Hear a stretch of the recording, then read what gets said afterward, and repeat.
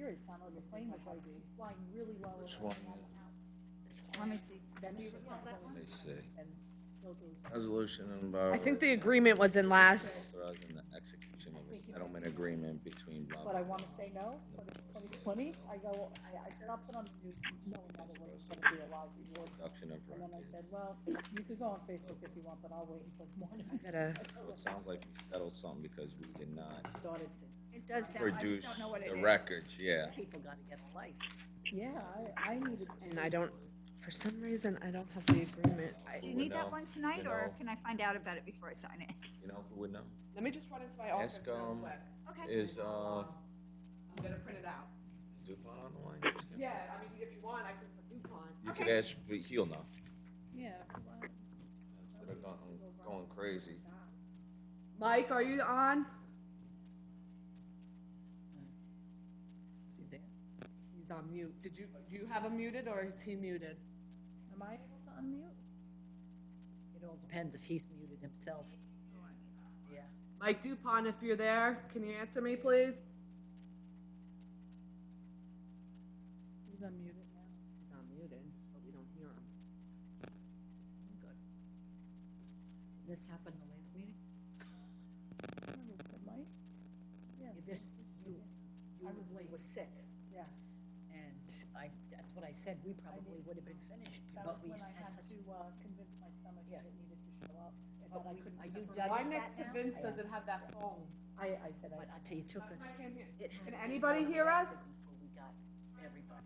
yeah, I was, I was really watching it. I don't know. I'm I don't unmuted wanna be- here. You know, I'm Yeah. like, if I'm not gonna make it, I'm just gonna call. We would have been done with the business meeting if it hadn't been for, Yeah. you know. Well, why That's why I wasn't I came- called in? And that's why. We when were it came, on. I was like, oh my, I'm like, then I started talking, like, was I not? I didn't touch the Was phone. my timing off? I knew I would get through, like, I knew it was just mad to get through, I actually stopped, taking. That- supplements before. I told him, I said, it was Oh, you told the doctor you couldn't do it? I said the dosage was too high. Yeah. I never had a reaction like that Yeah. before. Followed by quickly. And And back I think it to, was the back-to-back, I had to take it back-to-back for 2 days, and usually you don't do that. I had to do it on Friday, Saturday back-to-back. enter your And it participant was a ID, Monday night followed meeting, by obviously. pound. Is that a Monday That- one? Otherwise, Yeah, just that It was a press Monday. pound to continue. and I had just started taking it, so. Yeah. You have entered the meeting at the tunnel. Attendees can now hear you speak. We're at 7, but I'll wait until you guys are. Mike, are you on? Something, yeah. But he said it happens sometimes, I've taken it successfully, but your body reacts differently each time. And we're not getting any. Nicole, what do I have to do for this thing? Yeah, but I'm not on this thing. There's a picture of. yep, that's our meeting. Oh, you're on, Jeff. Okay. Yes. Oh, can you see it? Yeah, yeah. Yeah, Mike DuPont, are you on? yeah, I get the. I am here. Mike, can you explain to Donna that settlement agreement for NCBDI? Yeah, as soon as we open the meeting, you want me to do it now, or you want me to do it later? No, you can do it now. Yeah, that is an Oprah piece of litigation that involves Sarah. And basically what transpired last year, it was agreed to be able to resolve it between a certain number. And we got the lower amount of that number. And we provided, just for your edification, the Oprah request was by all the shopping centers around Riverton, trying to object to and be adversarial to our development in Riverton.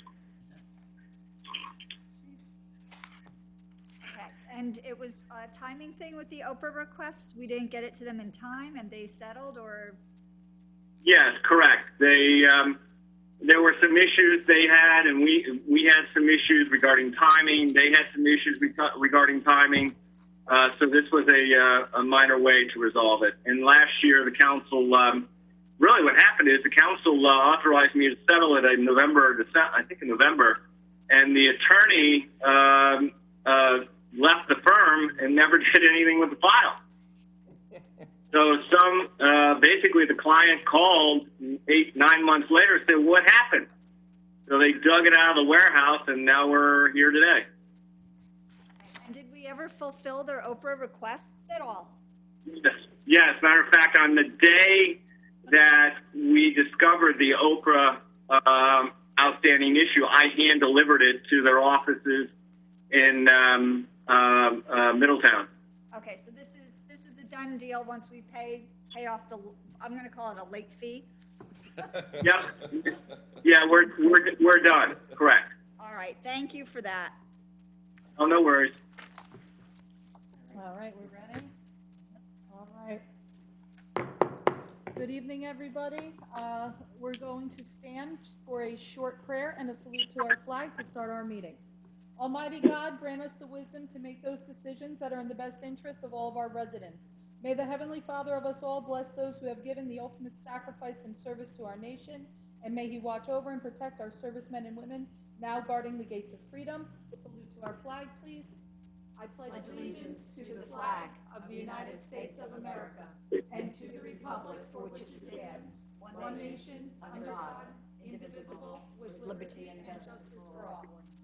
Thank you all. Jessica, statement of publication, please. Take notice that this regular meeting of the mayor and council being held on this 14th day of September 2020 has been advertised and posted in accordance with Open Public Meetings Act, Chapter 231, Public Law 1975. Thank you. Roll call, please. Councilpersons Conti, Here. Delina,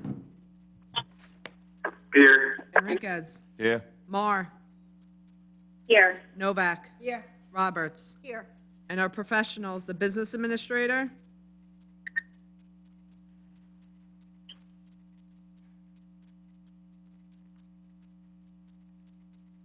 Dan, are you there? I just heard a little something. Can you hear me now, Yes. It's a Verizon. President? CFO,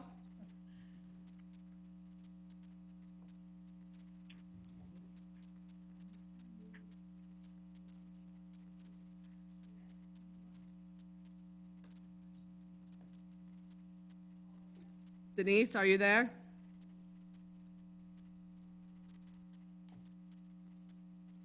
Here.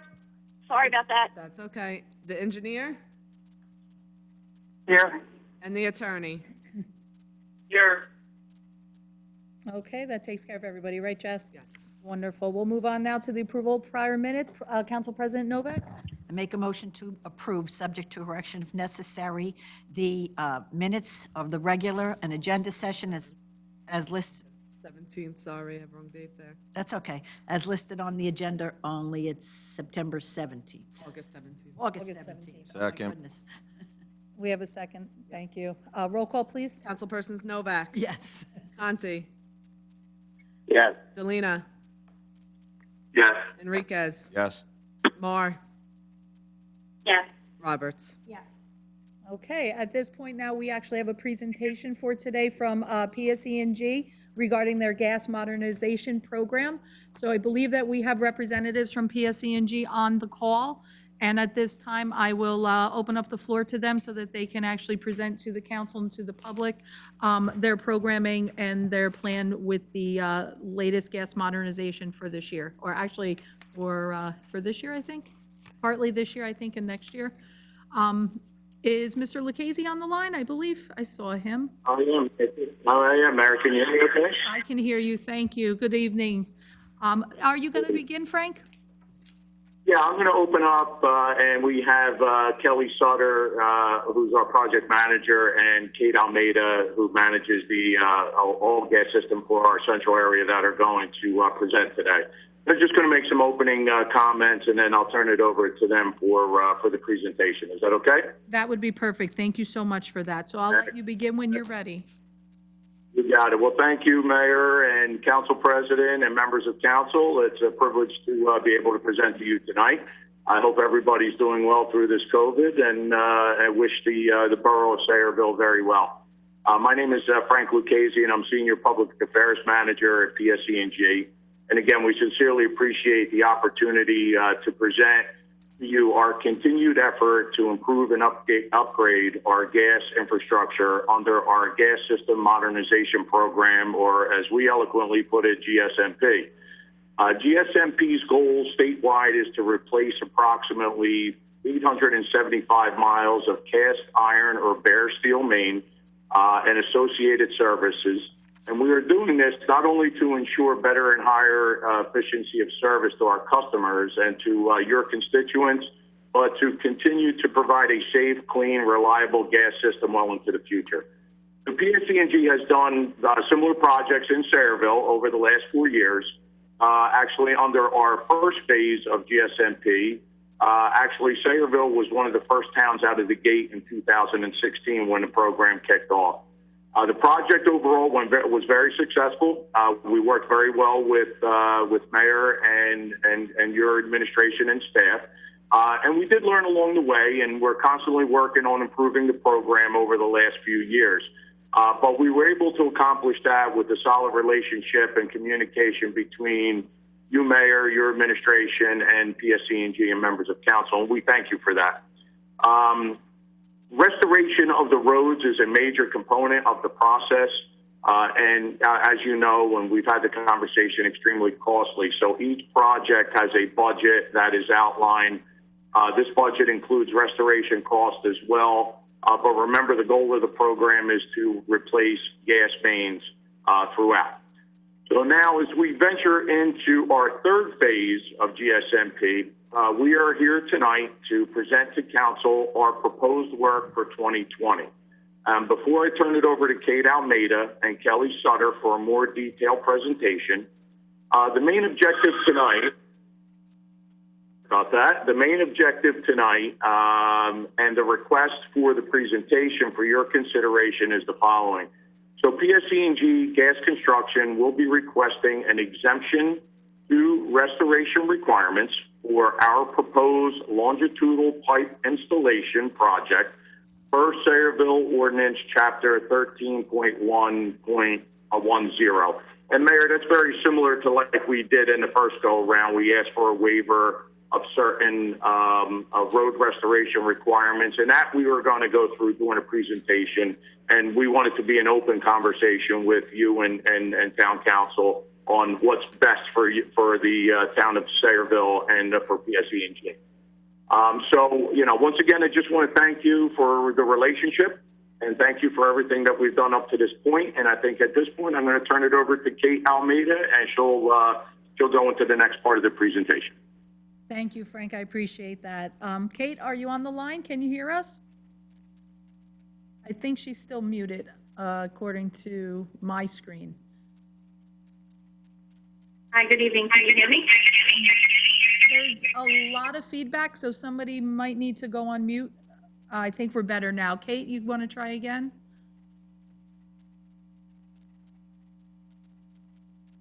She's on mute again, I see on my screen. Hi, can you hear me? Yes, now I can. Much better. Before there was an excessive amount of feedback. Hi, Kate. Thank you for the Are you able to hear me? Yes, we can. Can you hear us?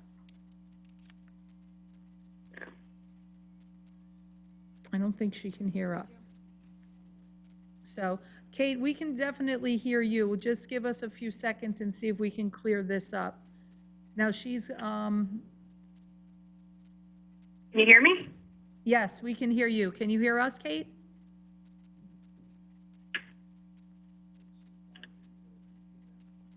I think it's her audio. I'm so sorry. I think I had my volume down. Can you hear me now? Yes, we can absolutely hear you. Okay. Can you hear us? I'm so sorry. Yes, I had my volume, dialed in on the phone, and now I'm off the phone. I'm on the computer, so I think we're good. Yes, I think we're good now. We can hear you loud and clear. So I'll let you begin that next phase of that presentation for us. Yes, thank you so much for your time. Good evening, Mayor and Council. Appreciate you having us tonight. Thank you so much. So I'll go into a little bit more detail about the project itself. So the Sayreville project is to replace roughly 9 miles of cast iron and bare steel main. And some of the existing main that's currently in the ground is as old as from 1912. So it's over 100 years old, some of the infrastructure that we're looking to replace. We're also looking to uprate certain sections of existing plastic gas main to a higher pressure, as well as replacing roughly 840 services. So we anticipate the project to take roughly 6 to 8 months to complete, weather pending, with restoration work phased throughout the process. And pending approvals, our intention would be to start as soon as we can, tentatively October 5th, again, pending all approvals. One note I do want to make, obviously, these are different times that we're working in, and we do have very stringent protocols in place for the safety of our customers as well as our employees due to the COVID pandemic. So our employees are required at all times to wear a face covering when they're outside, with the exception of working on a day where the temperature is expected to exceed 85 degrees. Our employees are also required to follow physical distancing protocols, except when the job task requires them to work closer together. And lastly, anytime an employee is entering into a customer's home, they are required to wear a half-face respirator, which protects both the customers and the employees.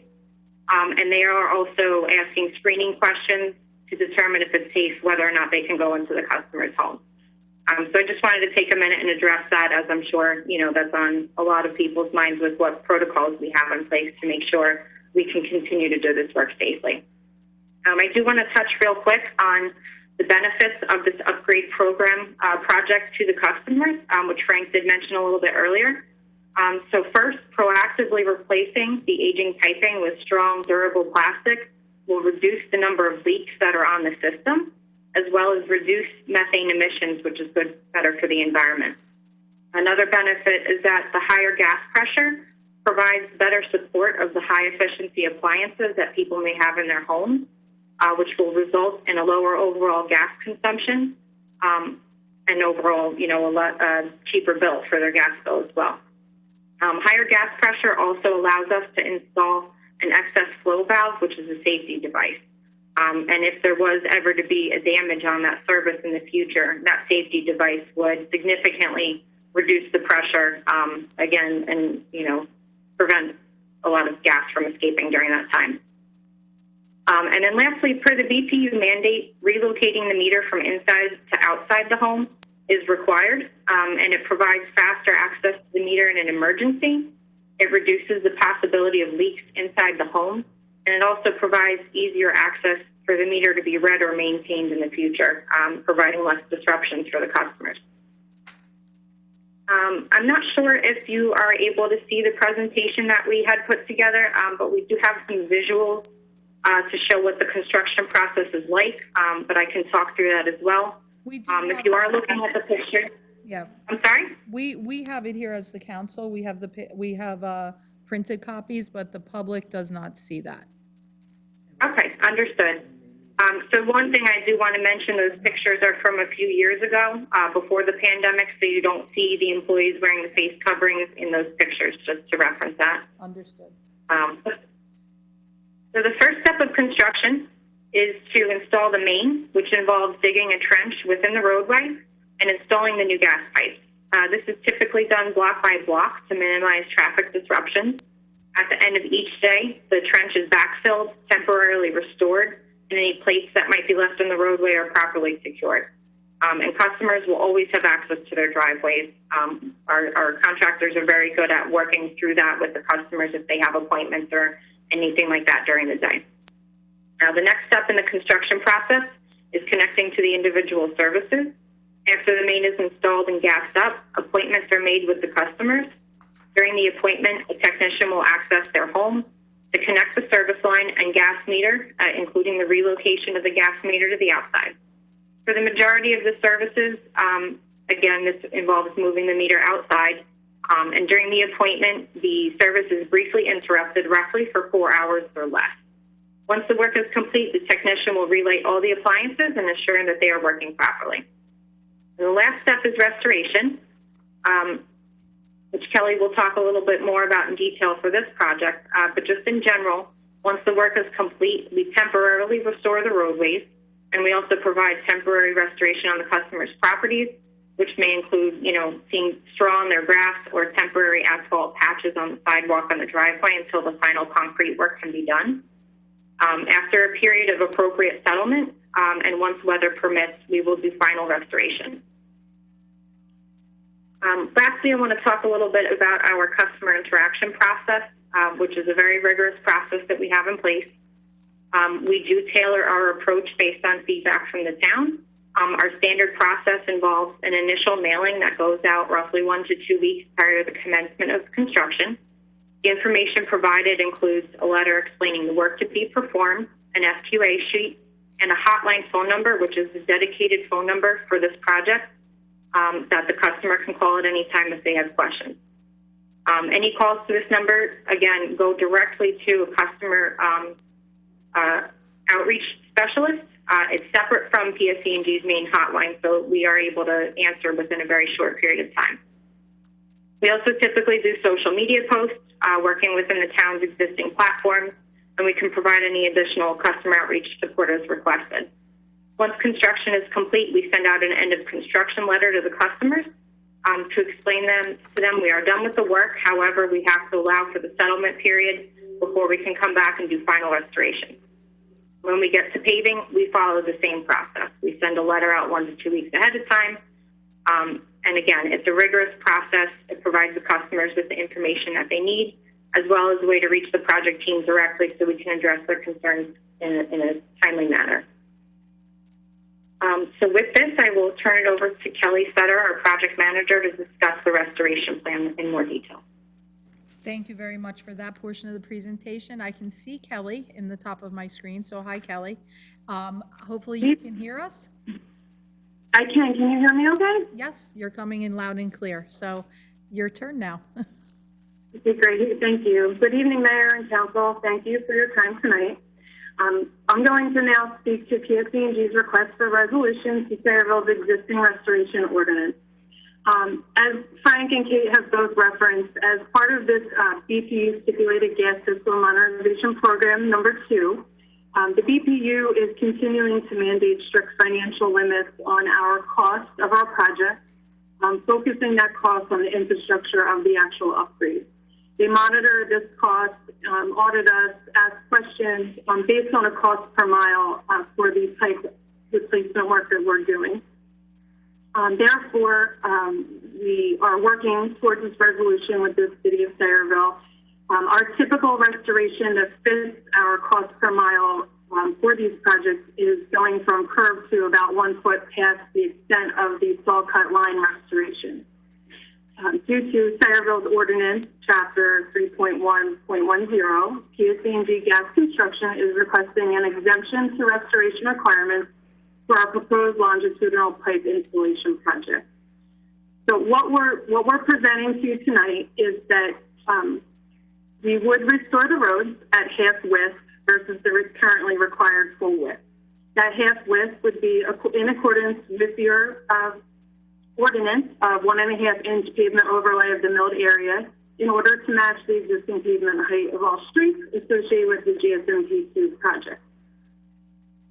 What we did was a paving assessment ahead of time. We did have a conversation a couple weeks ago, and what we would like to present to the town is that we took the current street list and basically made an assumption of what measurements would be if we did restore and were able to successfully form this resolution, what the overall square yards would be for half-width paving. And we came to an estimate going into the project of approximately 70,000 square yards. So what we are presenting is that 70,000 square yards can be utilized in conversations and negotiations between us as the project wraps up of how you would like to apply those square yards to the roads that we did disturb with this project work. We are also tonight asking for approval to perform work on any streets that are on the identified work list that are currently under moratorium, meaning that you've paved those roads in the last 3 years. We've worked with your town engineer, Jay. He identified for me off of the list what is under moratorium. That has been identified in the attached list in the presentation. And for those roads, PSE&G is agreeing to repave them curb to curb. That wouldn't be part of the half-width restoration that we're proposing for all the other roads that are non-moratorium. And then the last piece of information I just wanted to share is that, as I know you're all aware, and I believe we were successful in the project that I became involved with at the end of the project with GSMP1, but we have intentions going into the project. We have records that we reference, but sometimes we get out into the field and things are actually different once we open up the road and get to our infrastructure. Sometimes that may require us to be on both sides of the road, meaning that we may have to trench down one side and may have to do service openings for the individual homes on the opposite side of the road. And we just wanted to point out that just because we're entering into the project with a certain agreement, that doesn't mean that we would come back to any time there's a change in construction and potential change to restoration, meaning that it would require hip width, or it may require us to pave both sides of the road. But we would have those conversations before we progress with that change on that particular road and make sure that we're all on the same page for approval to move forward. So right now, that is what we're looking to have a resolution on with the city, and that's the end of my part of the presentation. The next couple slides are a detailed street list of all the roads that we would be looking to work on. And I don't know if there's any specific questions, at this point with the restoration or anything that we've presented at this point. Thank you very much for that also, Kelly, and the rest of the team there as well, Kate and Frank. Personally, I'm going to continue to review these. I'm not certain if anybody on the council has additional questions. It has been. How many years is the moratorium? 3 years. 3 years, okay. And Thank you. we have worked, I do appreciate Kelly and Frank and Kate also. I know that in the last, what would you say, Council President, last couple of years, we have definitely worked with PSE&G. I am happy with the communication that we now have together, and I'm very happy with the fact that we're able to come to the table also with our engineer and work things out with our DPW director and our road team. So thank you for that. I know that it was a little bumpy in the very, very beginning a couple of years ago, but I do like where we are now with our abilities to come to the table and take a look at the proposals so that way our residents can get the absolute most out of both PSE&G and the borough. So I'm certain though other people might have more questions. I do, just going through the information, Kelly, that you gave us for the grid and street list. There seems to be a bit of a color coding going on here. So some I can tell that the green are the moratorium. Correct, yes. I highlighted the moratorium as in green. Okay, and I also see some other colors, yellow and blue and gray. So can you explain those to me, please?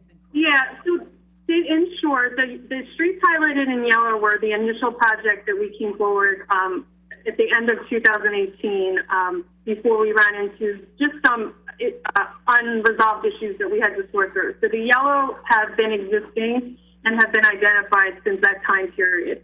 The next section of blue streets were recently identified. As kind of Kate and Frank explained, the GSMP ranking for towns and grids to qualify is based off of the amount of breaks on a system and the amount of leaks. So over the last 6 months, this system, if you will, that our grid, which is the street list in blue, has triggered now that there's additional leaks and additional breaks, which now is making it a higher qualification for replacement work in this program. Actually, so they're newly identified streets that are just being now presented in addition to the yellow streets that were originally identified. Donna, the gray have been Been crossed out. eliminated. Yeah, I just need stronger glasses to see the cross out. Yeah. Understood. Yeah, the gray, we were able to work with your team, engineering department, and do, knowing that you were paving those roads ahead of construction, so we were able to get resources to do that work prior to your paving. Okay, and I guess this is a question for both PSE&G and Jay. For those in green that are going to be restored curb to curb, will they be restored to the same quality or better that we had paved recently? Probably better. I don't want to answer for Jay, but what I can tell you is that our intent is to replace in kind, so it would be the same type of asphalt that was used, the same depth that was restored. Sometimes, unfortunately, they can damage curbing, but we would replace that in kind as well if the equipment for some reason did chip, something like that. But our intent, yes, would be to replace that to what it is now. Correct. And a final question is, part of the presentation was that you're going to replace the meters on residents' homes. So there's going to be some part of the residence property that you're going to go on. You're going to have communication on that. But what is the typical restoration for a homeowner? So typically, we would restore, if there's two options when it comes to the existing homeowner's property. If we can insert the new plastic pipe from the street up into the foundation of the house, we would look to insert first, which would prevent us from having to trench up their property. That is driven by the location. As long as we can relocate the meter from the inside of the basement to the outside of the same side of the house, that's our number one priority, and that's the minimal amount of impact to their property. In the case where we can't do that seamlessly because of safety and reasons, the meter has to be changed locations, and we would have to trench, which means putting a new service on their property, not able to utilize.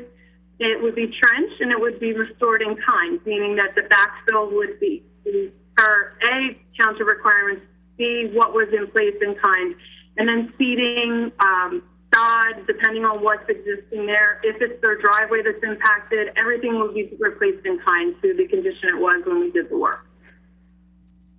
Okay. Thank you for those answers. That's about all I've got right now, but if others come up, I think you're available to take those questions. Of course, yes. I know that Dan has my contact, Kate's contact, email, phone, whatever you need. I can follow up with everybody in an email and provide that. So you can reach out whenever you need to. Thank you, Kelly. I have one more. Michelle, was that a question that you had? Yes, so my question is this an all or nothing deal? Can these roads be, let's say, if they're 4 years newly paved, all or nothing contract? I'm sorry, Michelle, part of what your question broke up. I didn't hear the whole question. I apologize. So is it an all or nothing deal? Can any of these streets be removed if we decide for whatever reason that we don't want one or two or paved, let's say 4 years, and don't meet the moratorium requirements? So the answer to that is that we would have to know those streets, and then we have to go back to our system to check that the streets that you would be looking to postpone work on didn't impact the gas feed coming into town. Because part of this project, with what Kate went over with flow valves, we're increasing pressure to the home. And if a street is an integral part of that feed coming into our gas system, and we can't replace that, then it causes problems with the reliability on the rest of the grid. So we would have to have a list of those potential streets and do an analysis on the impact to the grid, not being able to do all the streets at once. So we would have to work with your team closely to understand what those potential impacts are. Okay, thank you. I don't really have a question. I just kind of have a statement. I noticed that you want to dig up Vineland again over in the Morgan section, and it actually cost us $250,000. We held up construction on Vineland while you were supposed to be installing these pipes. And it took you so long to do it that the contractor charged the borough $250,000 extra. And now I notice you want to dig up part of it again. And we literally just finished this job. Yeah, I definitely remember that. We had those conversations when, with our last, the reconstruction project. Now, I'm looking at this right now as, again, it's your proposal for your project. I know that you met with Jay already, and Jay did a quick look over at the streets that we had to list, those that would fall under the moratorium. What I would recommend, and to the council at this point, is what we've typically done is let's take a look at this, let's digest it. I think that we'll make sure that our DPW director, Bernie, also takes a look at it. Obviously, Council President Novak is the liaison to Public Works, also in conjunction with Jay, that that team works together. And then we can get back to you like we've done in the past, so that we can have a team discussion and meeting for anything that we need to negotiate or further look into. And I know that Kelly and Frank, you've definitely been through that with us before. And I do like that you have an early start date, that October 5th start date. So I always like to be able to keep on target, because we don't want to have delays in that project. But I definitely think that our team of individuals, I know, Jay, you're on the phone, maybe we can, and Dan, you can set up a meeting between Jay, Bernie, yourself, council president, and anybody else that, you know, I love to be in those meetings. They're my favorite. I actually miss seeing you guys.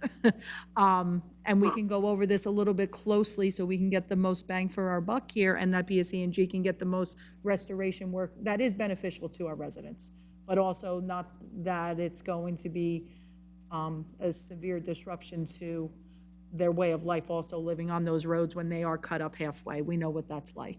But Just have a Council question. President, go ahead. Courts, how do you pave half of a court? That's a good question. Well, I'm sorry. How do you, did you? so, Cal, the question was, how do you go about paving half of a court or a cul-de-sac in essence? I know that we did have that circumstance come up with one in the Laurel Park section, and I think we worked it out where it became something in reference to, we worked out the square footage of how that half would be. But is there another way in which you try to figure that out? I mean, typically, like you said, yes, we would go look at it once the construction's complete. I mean, our intent is to maintain the side of the road. Typically in courts, they're also, remember, a lot of our services, the main is still going down the trench, and the main install is still going down one side of the road. And their intent during construction is to shoot underground to not have to cut or disturb the opposite side of the road. So they would dig over the existing trench, and then they would go underground to the other side of the street. So we wouldn't, in a court, necessarily have to open. But what I will say is, like we did on the last project, if at the end of the project it would require additional paving, we would look at that and make that decision in the field. If the court is small and working with your engineer and your DPW and the integrity of the court is compromised because of our work, we also have that option to discuss different restoration agreements post-construction for a situation like that. I will say this is a very ambitious plan just from the number of roads that I can see. So that makes me happy to see so much restoration work, but then it also makes me a little worried because then I realize how much partial paves we could potentially have if the council was inclined to actually give a, to alleviate what our borough ordinances say. So that's something that I think the council really needs to think about, and I think that we're at the beginning of taking a look and digesting this proposal. Dan, do you think that you can work on getting a meeting together, set up so that way our professionals can start to look at this very specifically, and then we can get back in touch with PSE&G as quick as possible? We can do that. I'll just make sure everybody takes a look at it, and then I'll have a conference call with our internal people, and then I'm sure I can get Kelly and Kate and Frank on, hopefully something as early as the end of the week. I think that would be as soon as possible would be the best, because that way there's not a delay to the project and moving forward. The more we can get done when the weather is good, the better that we can all be, I think. Was that a comment, Councilwoman Marr? Yes, I have two more questions. One, I believe I just saw this project at Highland Park. Can you confirm? Yeah, we were performing gas system modernization in Highland Park, correct? Okay, and secondly, is it an option for the town to put the other side of the road? So, meaning that with our paving contractor that we would have on site, so we unfortunately can't perform that work, meaning like the borough couldn't pay PSE&G to then have the contractor. It would have to be set up ahead of time with the contractor to get a purchase order in place with the contractor directly. I can definitely put you in touch with the contractor that would be doing the restoration work, but unfortunately we've tried and we've had that proposal from other towns, but based off of our requirements for procurement, we're not able to get directly involved, but you would have the information for the contractor. Okay, thank you. Sure. Thank you for that, Kelly. Good question, Councilwoman Marr. Any other questions from the council?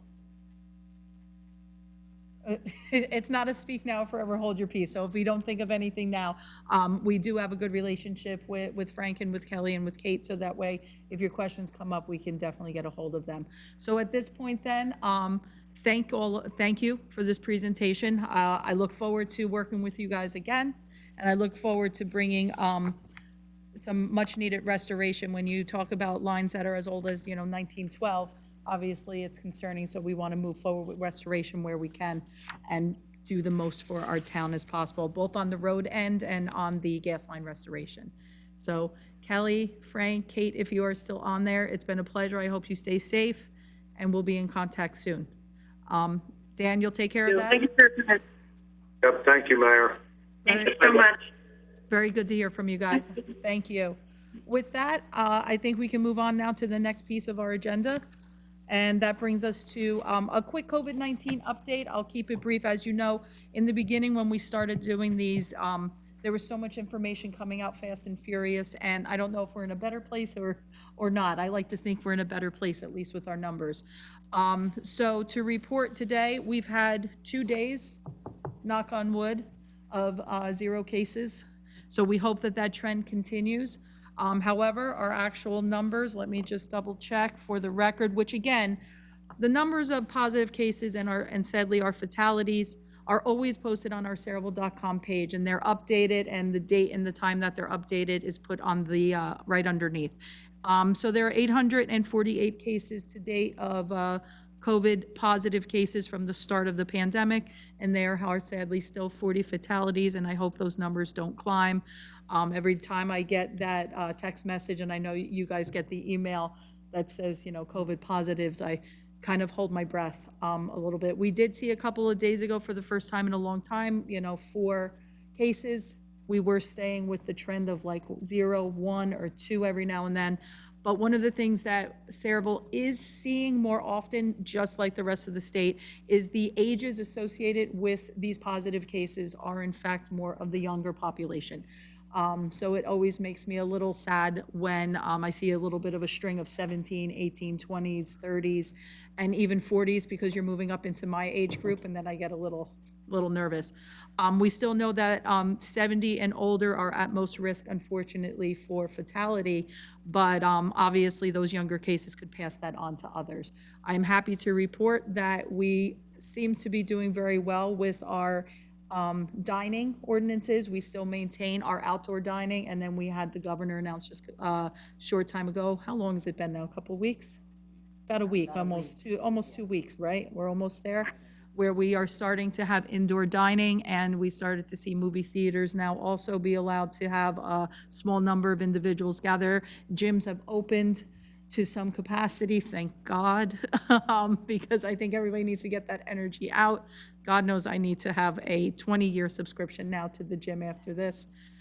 So we are starting to get back to a little bit of sense of normalcy. To all of the parents, all of the students, and all of the teachers out there, and paraprofessionals and educational support professionals, we are all with you. It's September, a couple of weeks here as far as school. Some of you are in person, some of you are virtual, and we're going to get through that together as well. So that would take care of our COVID-19 update for now. We're going to, I don't think we have a need for executive session, correct? So that would bring us then to our old business, and that would be our ordinances, Jess.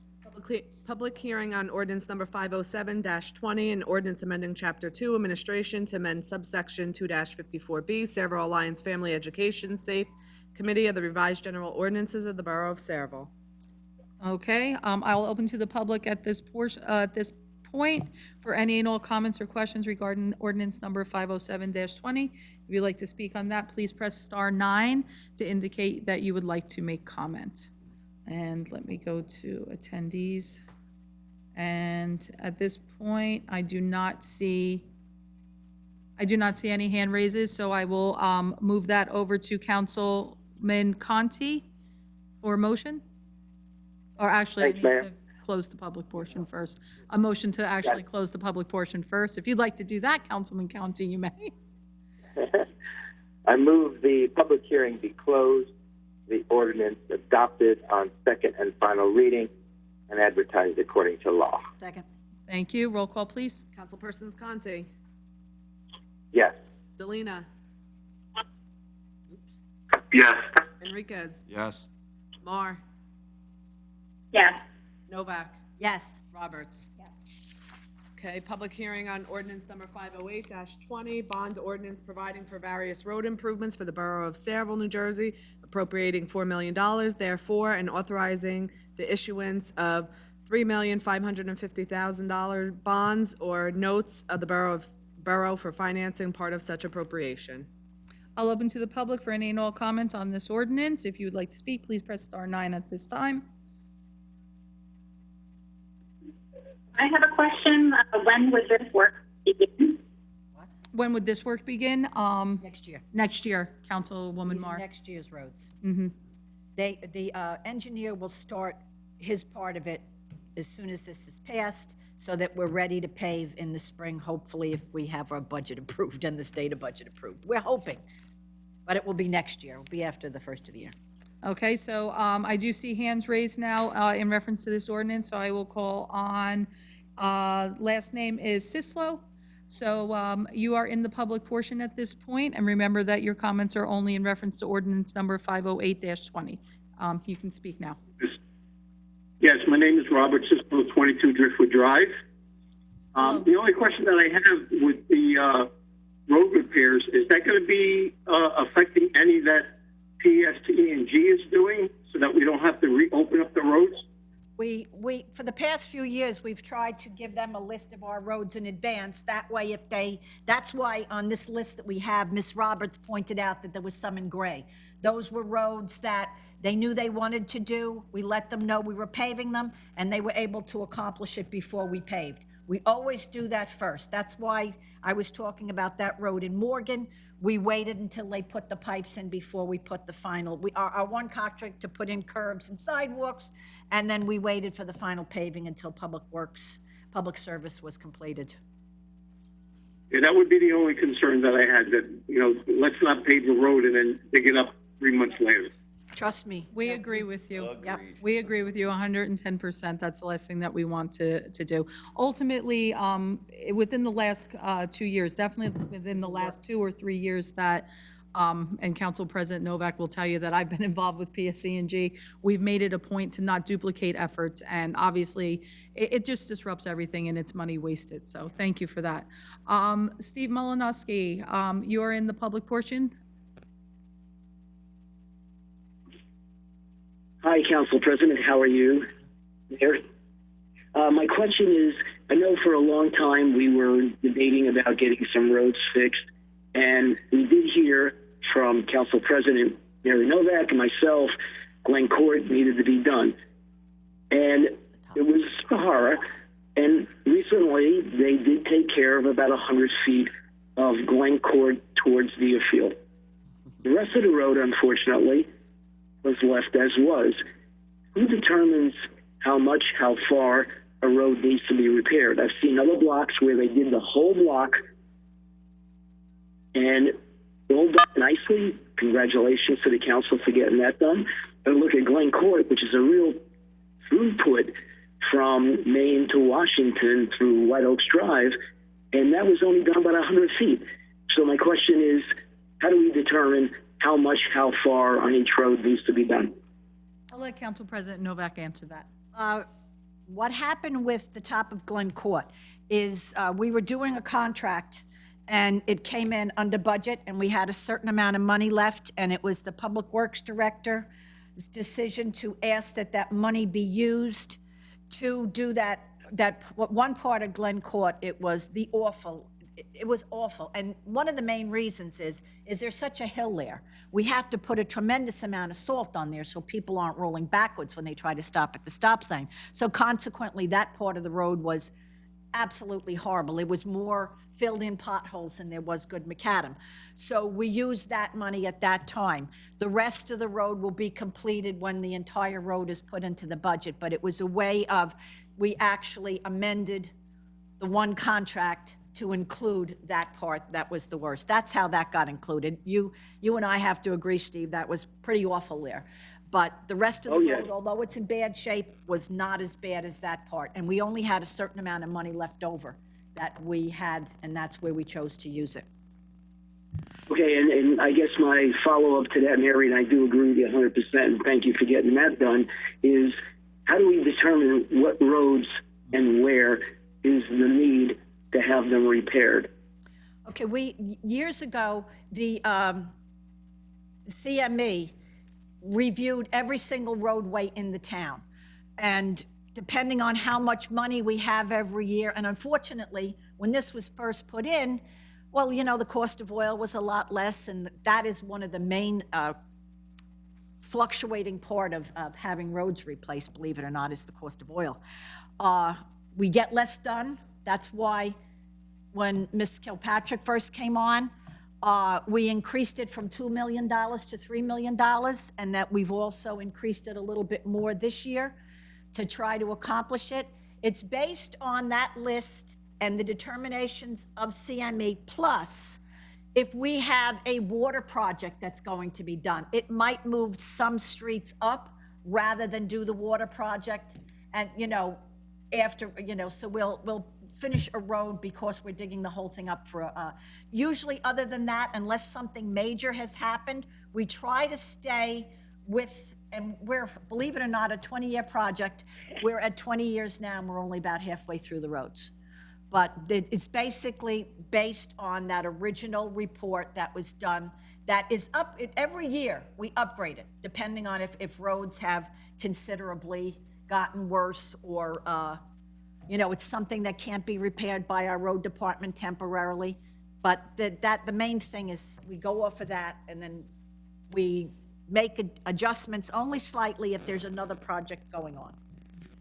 Steve, I can also attest to, in addition to that original master list and evaluation that was done by CME a number of years ago, I know for a fact, because I did the ride-along just a couple of years back, where each year prior to coming up with that road list, I know I was in the car with Jay Cornell and with our director, Bernie Bailey, actually doing personal visual site inspections of roads in order to assess whether the roads that we were looking at paving were in fact deteriorated to a point, or was there another road within that list that needed to now have more be addressed before another one, because something may have went drastically wrong in there for whatever reason. So I know that in addition to that list from all those years ago, every single year that ride-along happens, and I learned a lot that day, everything including, the different types of road issues, from alligator cracking and all of these monolithic curbs. I did get quite an education there.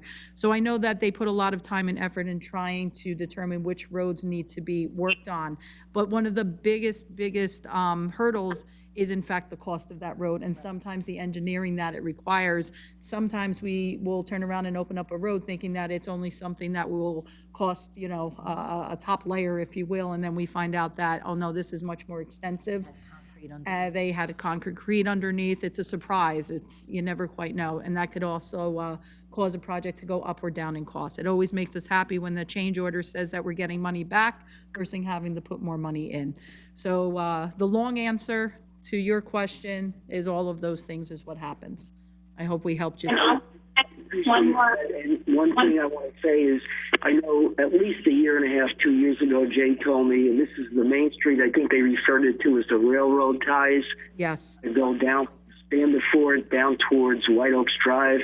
I mean, where's that? That's a horror show. You got to move all the way to the right, almost to the sidewalk, just to avoid the bump for about almost a mile. That's my life every day because I live off of that. I know that, Jay, that is a county road, and I know that we have gone and squawked. It's on their list. It was supposed to be done in the spring, but everything got thrown into kilter after COVID.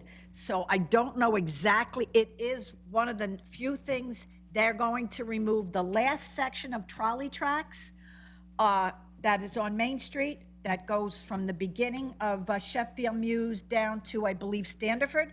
And then there's a small section of trolley tracks on Washington Road that goes from the bridge to Bassett. That will be removed. So hopefully sometime this year, because it was on the county's list to do. So. Thank you. Speaking of that just. I add one comment? Oh, I'm so sorry. Michelle's been trying. I apologize. Councilwoman Roberts is just, she was just speaking, but Councilwoman Marr, I know it's hard to get through, so go ahead, ask your question.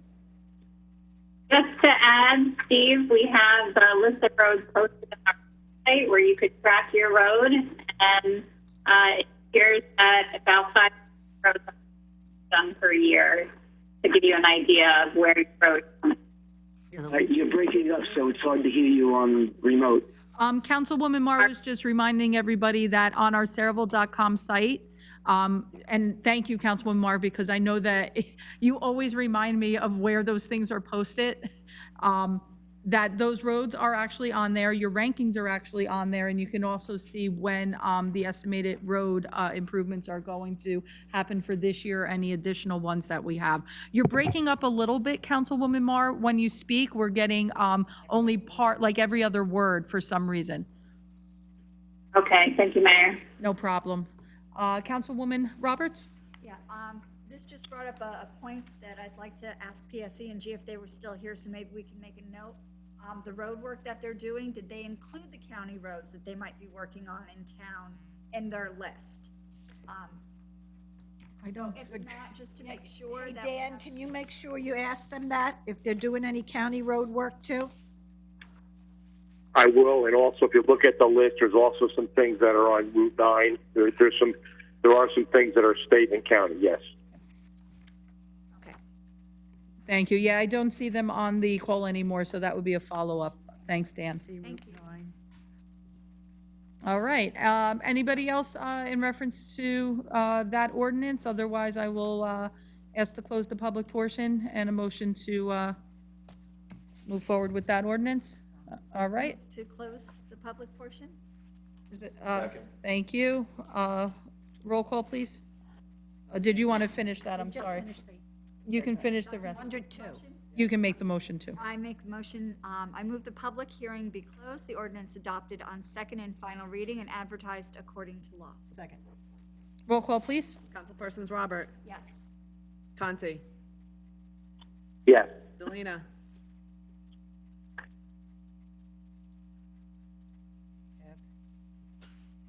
You still there, Kevin? Can you hear us? We lose him? Yes, I said yes. Can you hear me? Yes, thank you, Kevin. We can hear you. Okay. Enriquez, Yes. Mar, Yes. Novak. Yes.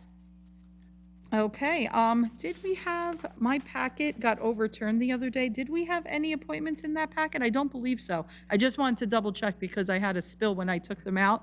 I wanted to make sure I got all my papers, but I didn't see any. With no appointments, then we'll move to new business. I see that we have no ordinances for introduction, so that brings us to the consent agenda resolutions. I'll open to the public for any and all comments on consent agenda resolutions only. Mr. Robinson? You're in the public? State your name, please, and address for the record. But you're still muted, Jim. Thank you, Mayor. Jim Robinson, 11 Burrell Square, Resolution 223. Is that on consent, or is that, Yes, Yes. yes, it is. okay? That has to do with allowing Paul Hoffman to build a home in Melrose Avenue. Can somebody please tell me what that's about? I'm going to ask Mike on that. Mike, are you still with me? Maybe Jay would know. Maybe Jay too, but I think Mike probably could answer to that.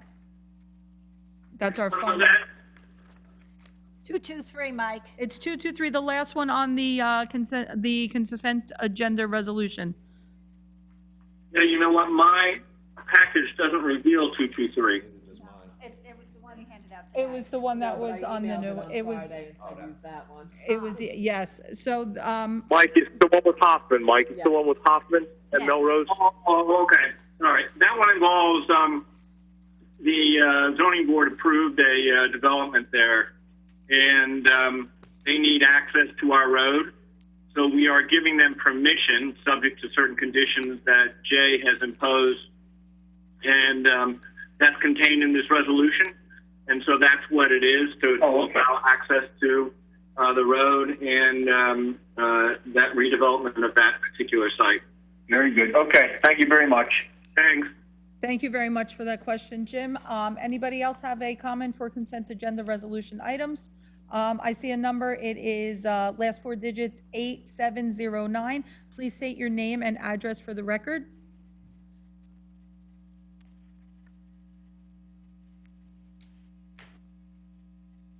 I think that's on mute also because I see the line through the phone. So that might be indication that they're on mute. Is it their mute or us? No, not sure. Can the person calling in from 8709 just check and make sure that you're unmuted? We're checking on our end. Yes, it's, so the person calling in from 8709, that is on your end, that you would have to unmute your phone. I don't know if you're calling in from a cell phone. If so, you would have to look to unmute the microphone portion. We'll just wait a few seconds, because I know that sometimes it doesn't click over right away. They raised their hand, are you talking about to indicate that they want to speak? For the mute. No, just a mute button. Mine has. No, well, yes, but star six. Try, person calling in from 8709, press star 6. There you go. Okay, you are now unmuted. If you can hear us, please state your name and address for the record. Or possibly turn up the volume, because I can see you're definitely unmuted, but now we can't hear you. I do love technology. It's a learning curve. It is a learning curve. So if the person can hear us, we unfortunately cannot hear you at this point if you're speaking into your phone. Now, at this, if there's any other way that we can get, I hate to dismiss somebody that we can't hear, unfortunately. Hello? There we go. Hello. Oh, my goodness. I don't know. I love it. It's technology. What can I tell you? Everything was unmuted. I'm sorry about that. That is not a problem. I'm glad you were able to get through. But just please state your name and address for the record. I'm glad we can hear you. It's Mike Gianelli, 25 Embroidery Street. Yes. And I'd like to discuss the agenda item that is actually from an old one, but it relates to the new one, 2020-119. It is agenda item 2020-124 from the May 26th council meeting as it relates to the 199 and this consent agenda. So you're talking about 2020 what was the number? 199. That's, yeah, 199 is the bill. The first one. Yes. Okay, you can ask your question. That's regarding to, Okay. So if you can hear me, this item where it's listed on page 12 of the Borough Sayreville bill list by a vendor where National Fence Systems was used. 2 POs for constructing a skate park fence has a combined cost of $40,195.20. And that exceeds the NTE value of $37,100 that was mentioned in the preceding May 26th item known as 2020-124. Yeah. You familiar with what I'm referencing? Mike, Council President Novak said that she has some information and she might be able to explain your inquiry. Yes, the original quote was for certain feet lengths. As it turns out, because of problems there, we actually had to, they couldn't install it in certain areas because of problems with the topography of the property. So we had to actually wind up installing more. And as to not cause a lot of problems, we purchased the fence. That was the $3,000. So that section of fence that we purchased for $3,000 and change, our borough employees installed that. So that's why there was a difference in price. The company still only installed the amount of square foot that they were supposed to, but in order to, handle the situation that was actually on the ground, our employees spent the extra $3,000 and did it themselves. But that was the cost of the material. Thank you. Thank you for jogging my memory. I do remember when that came up, and I think we did discuss that here briefly. So, so that I hope answers your question there, Mike. Well, no, actually not really, because the fence isn't finished. So why are we going to approve a bill to be paid if we have an unfinished project? I don't know what you're And how do we know what portions are going to be responsible for the contractor to complete if our own parks people actually did some of the fence? Mike, I really, if I may for a second, Mike, I really don't know what you're referencing. The fence has been completed for quite some time. I mean, so. Right. What I'm referencing is June 15th, we had the fence started. It's 3 months later, and we still don't have gates. They're an integral part of a fencing system. Well, we do have. You have gates that are Councilwoman Marr, would you like to address? We do have the gates, but I'll let you address Councilwoman Marr. Yes, hi, Mike. I asked the same question. I'm also concerned, and basically in our DPW building because, unfortunately, so many people and children, residents, they're damaging the fence. Don't want that damage. So we're not going to bring them out until it's necessary for us to close the park. Yes.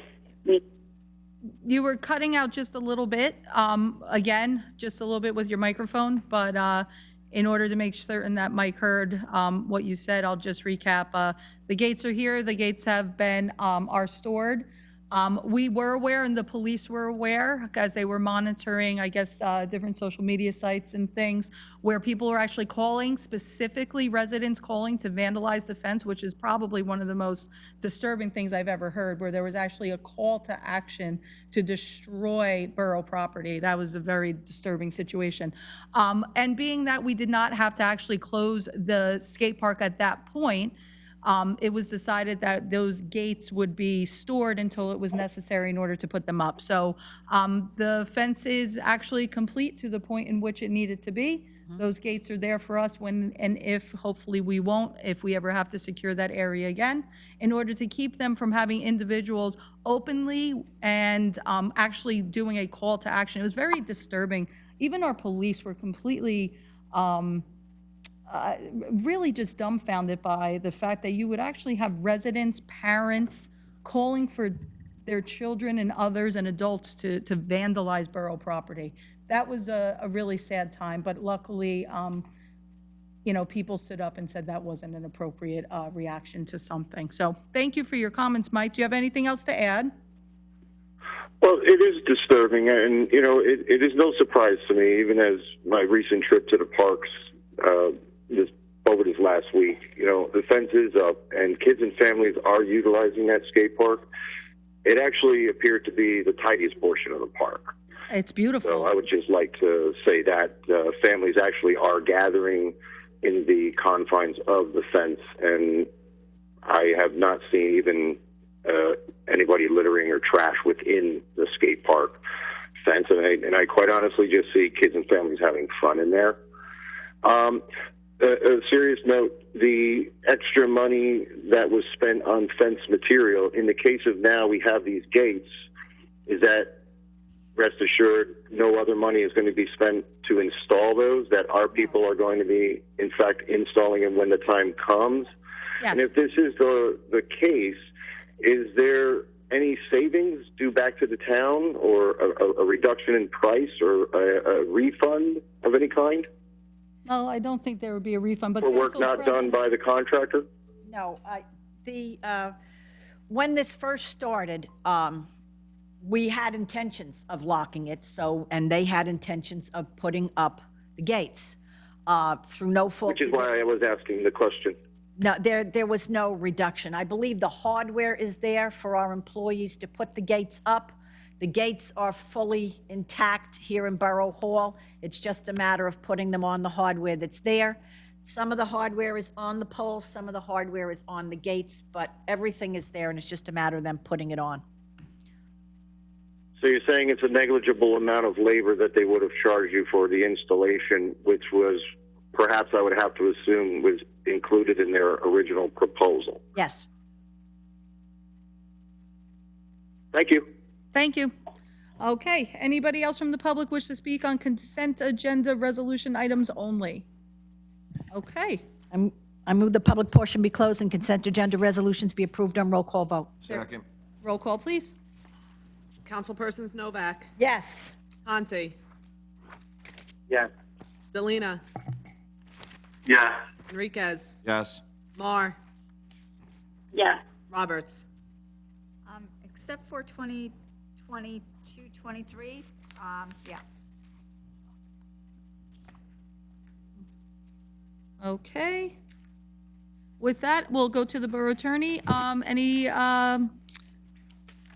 report, Mr. Dupont? No report, Mayor. Thank you very much. Then I will open to the public for any and all statements or comments. Steve, your hand was up very quickly. You're in the public portion. Please state your name and address for the record. Sure, Vicky. Steve Melanowski, 28 Scarlet Drive in Parlin. I want to thank the council for getting a lot of stuff done through this whole pandemic and everything that needed to be done. This is an old request, and I just had a meeting today with the new pastor of Our Lady of Victories, Father Panisi, and it goes back to requesting a, armed enforcement police officer, whatever status that was, to be at OLV. I know Father Ryan never got a letter off to you guys for it, but I met with Father Panisi today. He asked me to represent him, asked the council, what do you need so he can get, despite the pandemic, a officer or a person qualified to be in the school building at Our Lady of Victories on Main Street. Yeah, that's something I think we do have to talk to the police chief about. And I know Councilman Conti is on the line, and he's also part of public safety.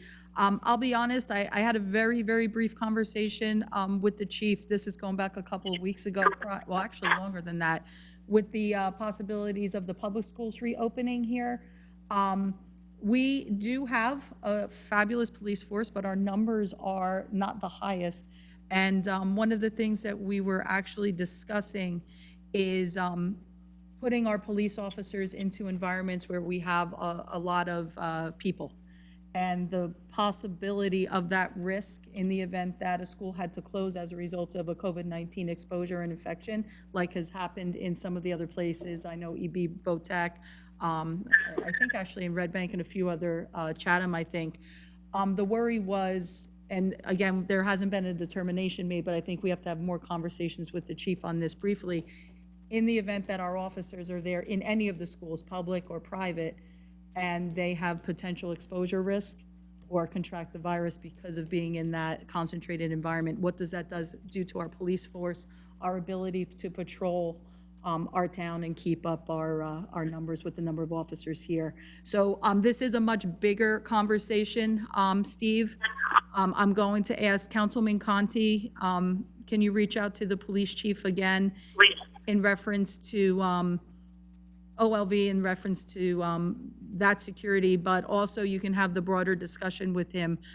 I do have a worry about that. If we have we have officers in every single elementary, middle, and high school, and different officers each day. That could potentially reduce our police force in the event we have to quarantine because of potential exposure or positive cases, which could make it very difficult for us to provide the patrols and the security we need within the town. I didn't think about it initially, but the conversation did come up. Nobody here probably thought of that, but it is a concern. Just to tell Well, Steve, Mayor, this is the conversation we had even before the virus, where there's no child different than another child, and that public schools should be no different than the private schools. Everybody's a parent, everybody has, stay in this town, and I think there needs to be a conversation, and yes, protocols, safety protocols, need to be, in place. And I do appreciate the demand and what the pandemic has done to us. But I think this needs to be addressed so that I can get back, or the council can get back to Father Panisi, who is now asking for a little support. Yeah, no, thank you, Steve. I don't think the conversation has really changed from the last time we had this talk. I don't think anybody, myself included, would ever turn around and say that one child's life is not as important as somebody else's. So I'm not even going to touch that statement or that, even direction of that comment.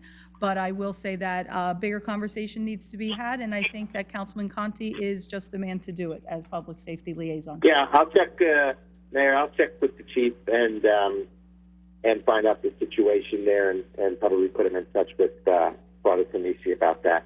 Steve, just... Yeah, and if they can contact me too, I can broker between, Father Panisi PSC and whoever, chief and council if need be. Thank you. Thank you. All right. Thanks, Steve. Even when they didn't have a police officer in there daily, and quite frankly, we did tell Father Ryan, to reach out to the chief, just like the Board of Education had reached out to the chief. He chose not to. The police department, I still think like once a week, had a police officer in the Catholic schools for a certain amount of time. Right now, I don't think, because the private schools are the only ones open, I don't think they have, but it's a conversation to be had, so. Yeah, no, I agree. And thank you. I knew we had the conversation a while back about that, Yeah. that there was some presence, but Yeah. I agree. Thank you. With that, I see a couple of other hands raised. So I see Sislo also again, name and address just for the record, and then you're in the public portion. Yes, Mayor, it's Robert Sislo from 22 Driftwood Drive. Yes. I just have a couple of things that I need to ask. And first of all, I'm not sure, is it Councilwoman Novak with the sanitation?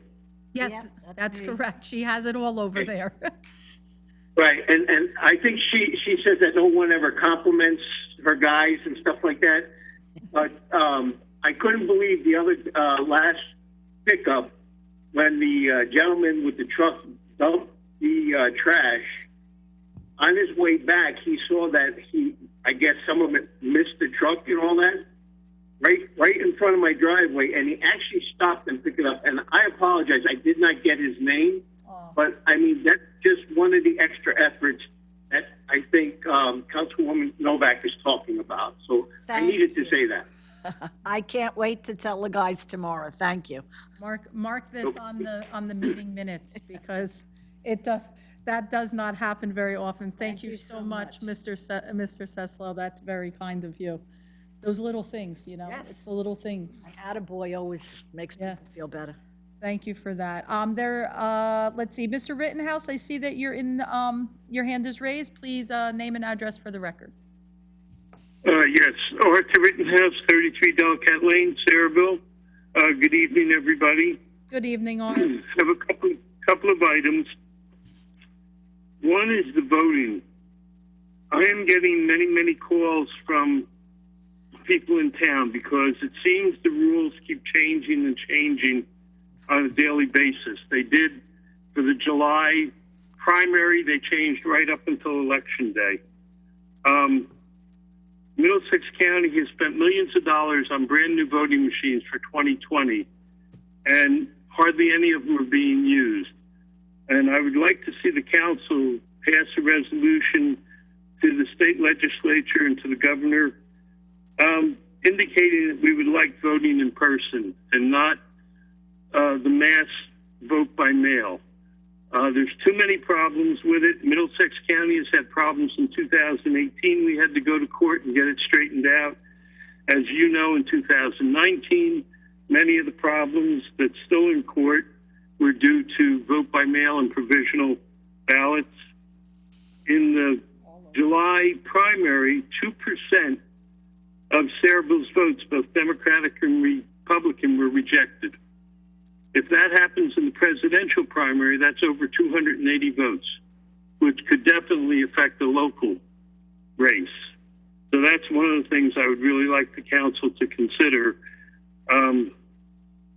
There's no clear answer. If people can take their vote by mail ballot into the polling place, will there be a separate ballot box? Or is it going to get mixed into provisionals, which then won't be counted for 1 or 2 weeks after the election?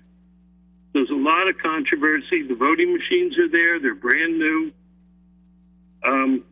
We used 4 voting machines in the primary out of our normal 37.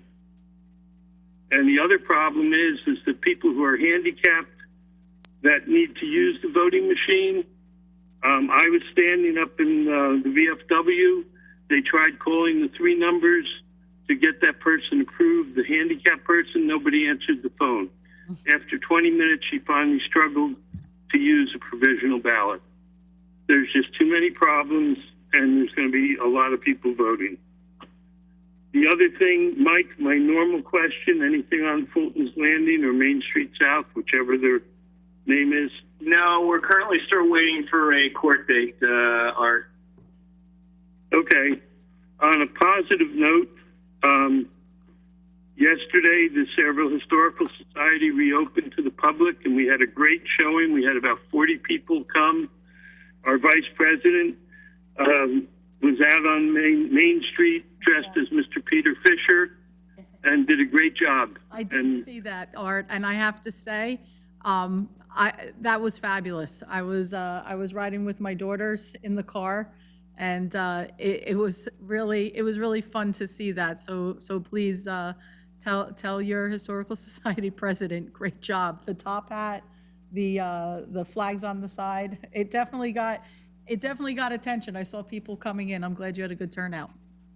Good, yeah, we had a great turnout, and it was good, and I had some of last year's fourth graders come in, and they didn't have their trip to the museum, Yeah. so I made sure I gave them the map and timeline that we always give, and I told them, tell their other fourth graders if they want to get one, they can come on a Sunday. Oh, that's nice. And get one. I know that, honestly, I mean, you know my daughters, and they still remember that trip, Art, so I'm glad that there were some fourth graders that did come. I hope more come. Very good. Yes, I hope we can get back to that and have the trips again, hopefully this year if we get everything cleared. Agreed. I think that would be very Okay, and that's it. Thank you very much. Thank you, Art. Regarding Mr. Rittenhouse's suggestion about using the voting booths, is there any opportunity that we have as a council to say that we could use voting booths for people who want to come in? It just seems it's just so much misinformation going on. People are going to show up and want to do it, no matter how much positive and good information we give out. I saw new information today that I have not been able to verify about Election Day. I'm going to defer. There's two people here that I know I can easily defer to. Our borough clerk, who is unfortunately, seriously, I'm adding you to a prayer list. And also our business administrator. I think those are our two go-to when it comes to the most up-to-date and valid information. But I know things are changing constantly, Jess. Yes, they are, but I believe, Dan, correct me if I'm wrong, it's statewide that we have to go to a mail-in ballot. One county cannot just be mail-in, correct? Vote by person, correct? That is correct. That's by executive order by the governor. Every county has to do it by a mail-in ballot. The only time the machines will be used is for disabled people. That would be classified as either a hearing impaired or a visual impaired person. And that's why the voting machines will be in the polling places. And those people will be allowed to vote, so they're not disenfranchised on the machine. Otherwise, every other voter will either have to do a mail-in ballot or a provisional ballot at the polls. And just one other correction from either Mr. Rittenhouse or Councilwoman Roberts, just so you understand, you can go to the polling place, you drop off your mail-in ballot, and the mail-in ballot will be placed in a secured box with the provisional ballots, so they will be together, but they will be removed the next day when they come back to the Board of Elections, and the mail-in ballots will be put in one pile to be counted until all the mail-in ballots are counted, and then the provisional ballots will be reviewed. So it's a process that has been vetted out. It's been done by the Secretary of State, and it hasn't changed since the executive order from the governor. Now, that is the new piece of information that I was not able to confirm. And that clarifies some of it, because that's not the way it was presented in at least one of the communications I saw. Yeah, there is so many, and one of the things I was on the phone with Dan Frankel, and I know he was calling, I think he was gonna be calling you today too, if he didn't already. And this is going on in every single town right now, where they are collecting the information from the Board of Elections, from the executive orders from the state, and then it's filtering in through also the county officials. So that way, for us as a local municipality, to be able to provide the real information so that our residents know exactly what to expect come Election Day and hopefully prior to. So I think that information campaign is still in the works of getting put together, because I said the same thing. The disinformation out there, just in general, not even in relation to elections, but just in general, is so pervasive that we need to make sure that we steer our residents directly to our official pages and our official notifications with the, almost like that signed, field delivered stamp, state, county, local, so people don't react. And I would just like to Yeah, add, Mayor, am I still on? You are, just hang on 1 second, Councilwoman Roberts was about to speak. and I just wanted to say there is so much misinformation going on that we do have to, I want to recommend that anyone that wants to vote, which I hope is everyone, that, for this election particularly, as its moving target, that everyone be clear about what the actual rules are. And there's so much other talk about protest votes and do it this way and march it over here. I want to recommend, don't do any of that nonsense. Play by the rules, know the rules, and then play by the rules. Otherwise, your vote is not going to count. And these are the rules and the confines we have to work in. If they change, however, I want the flexibility so that if we have the opportunity, there's still time to put out voting booths. If that opportunity is provided to us, I would like the council to agree that we will take that direction should that be offered to us. Would have to if it came from. Yeah, if it came from the state, we would have to. I don't think we have, again, we're not the big dogs in the room, unfortunately, on this, but I agree, it's hitting a moving target. So Jess, again, my hat's off to you and to everybody that's involved in this process, your whole office. I don't think it's much confusion as it is that they're listening to us in the county and in the state when the residents have these questions and they're saying, you know, that is a problem, let's readjust. I don't think it's confusion as much as they are listening to the residents and when the residents' complaints or comments make sense, they are trying to adjust for that. I mean, I personally would love to vote in a machine, but if we can't, you know, I'm glad that they're at least listening to us and adjusting some things, because like, I know that they were saying, well, if you take your ballot there, it's gonna be counted when those provisionals are counted. But they listened to that, and they said, no, we will sort them out and make sure that they're counted prior to the provisionals. So they are listening to the residents and trying to make adjustments there. That's why it's kind of like a moving target. They're trying to, you know, listen. And if they are listening, I hope they listen to this, because if people are going to walk into a building to hand you a paper ballot, they should still be able to walk into the building and use the voting machine. So logic would just dictate that those are two of the same situations. So I just want to put that out. Well, I think they're really hoping that everybody, or 99% of the people, will get their ballot.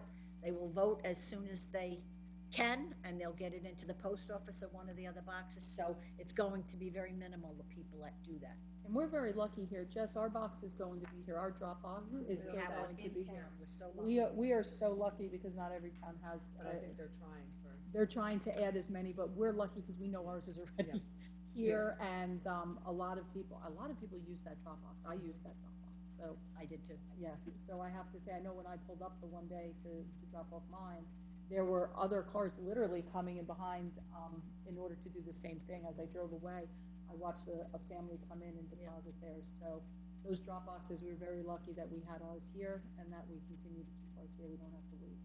So thanks, Jess. Thank you so much for that. All right, I see another hand raised. Oh, I'm sorry, Arthur, you're still on here, Art. Just real quick, the comments that I made, those were people who called the Board of Elections, and those were the answers the Board of Elections gave the voters, that there would be a separate box, and also they wouldn't be mixed in with the provisionals. So those came from the Middlesex County Board of Elections, not any rumors or anything else. Right. Just on Jessica, Jessica does a tremendous job as a Republican chair and a chairman of the party, and I think Tom would probably agree with me as Democratic chair. Mm-hmm. Jessica has done a great job. She's picked up where Terry left off, and she gets as frustrated as everybody else with this, and you know, compliments to her. Other towns, I talked to other chairs in other towns, and the clerks are terrible. Absolutely terrible. I'm glad, we won't add those towns, but I agree. I think, Art, I'm with you. Yeah. And I don't think you would be speaking out of turn to say that. I'm certain that Tom, the Democratic Yeah. chairman, would say the exact same thing, because, Yeah, we are fortunate with a clerk's office that is exceptional. yes, I agree. And Okay, thank you. thanks, I know, it's a good day. All right, that brings me, we have, 2 additional hand raises. Go ahead, Councilwoman Mar, did you want to say something? Yes, to Donna's point, Councilwoman Roberts' point, I think that this would be a great post for social media communications specialists to give out some fact versus fiction. I believe she's collecting content, so I believe that she was waiting to get, information from, between state, county, local, in order to put, something visually together. So that way, the information coming from us is official and really from the sources that are making the rules. But I agree with you. It is hopefully going to get a lot easier. I do see that we have, a hand raised from 8709. Please state your name and address for the record, please. All right, I am trying this again. Can you hear me? You got in this time. You did. Very good. Okay. All right, so I have something to say on another topic, and I'm going to try to be brief, but I think I'm going to honestly use a greater portion of that 5 minutes that's allotted to me, if you understand. Okay. It sounded a little bit like a UFO landing for a second. Are you still there? Yeah, I'm here. Just a little feedback, that's all. Go ahead. So, yes. And can you hear me clearly? Because I just want to make sure that what I'm saying, you could actually understand me. Yes, we can hear you. All right, Just so... need your name and address for the record. Oh, sure. Michael Ginelli, 25 Embroidery Street. Okay, thank you.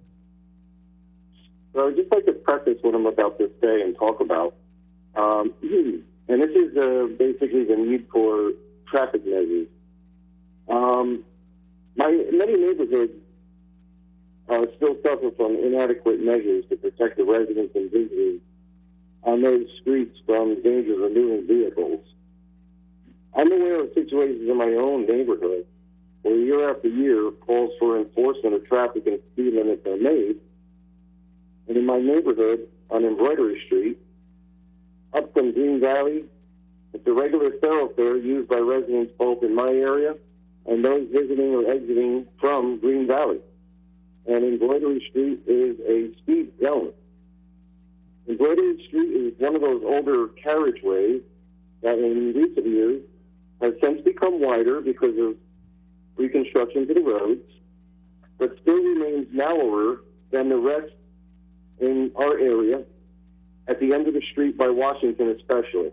It's very difficult to navigate a turn into that road, let alone if a car is coming down, barreling down the road trying to get to that stop sign. It can be very dangerous. Vehicles and pedestrians are no match for each other, and ultimately the vehicle is going to win in any accident should there be a pedestrian involved. There's no doubt a situation if 2 cars collide with one another. There are blind spots coming up from the hill from Green Valley. You cannot see a car until the car crests the hill. And the corner of Conrad Street is a difficult street to walk around the neighborhood in. It's bad enough that we don't have sidewalks in many parts of that immediate area. There are blind spots coming up the hill, like I mentioned. Parked cars on Embroidery Street make it difficult to see other cars coming from either direction. Driving in the area, I can tell you firsthand, the need as drivers, as us drivers, is to use caution while driving on these roads. Green Valley homes and homes in my neighborhood have signs prominently displayed along the roadway so that drivers can recognize the need to be more aware of their surroundings. Signs like, drive as if your kids live here, turtle signs, cones, and even posted speed limit signs. Obviously, the residents putting these signs out care about their safety and that of others. Unfortunately, these signs are not enough. Upon hearing the news of the event that took place behind Borough Hall recently, involving a car and a pedestrian, my family was saddened by it, and we pray for a speedy recovery of that young individual. I've been to that park over the last several months with sports activities of all ages, participating groups of kids, young adults, families enjoying being outdoors. There's young drivers screeching and speeding and showing off, cars flying down through the flashing stop signs to exit the property, which I believe is near that same drop box you just referred to. And the cars are still flying down the other direction towards the track. All this while Sayreville sports activities are going on, and the park is filled with people enjoying all the activities that are available. In my own neighborhood, there have been previously other calls within the year and prior years to the police to increase patrols in areas where speed and reckless driving is a major concern.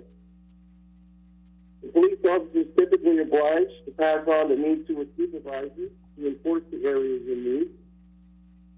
Sometimes a follow-up in the evening will happen, but then that's it. Nothing until the next complaint.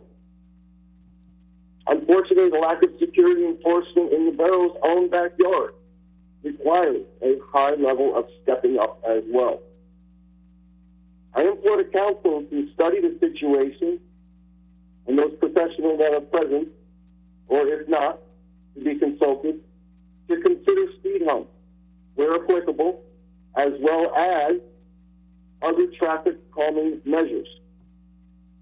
The proactive approach to do something and focus on the real concerns of the town and its people is prudent upon, I believe, the mayor, this council, along with the applicable parties responsible for engineering, in a study to find ways to correct the traffic concerns and not to find ways to disprove the traffic concerns and continue with the status quo.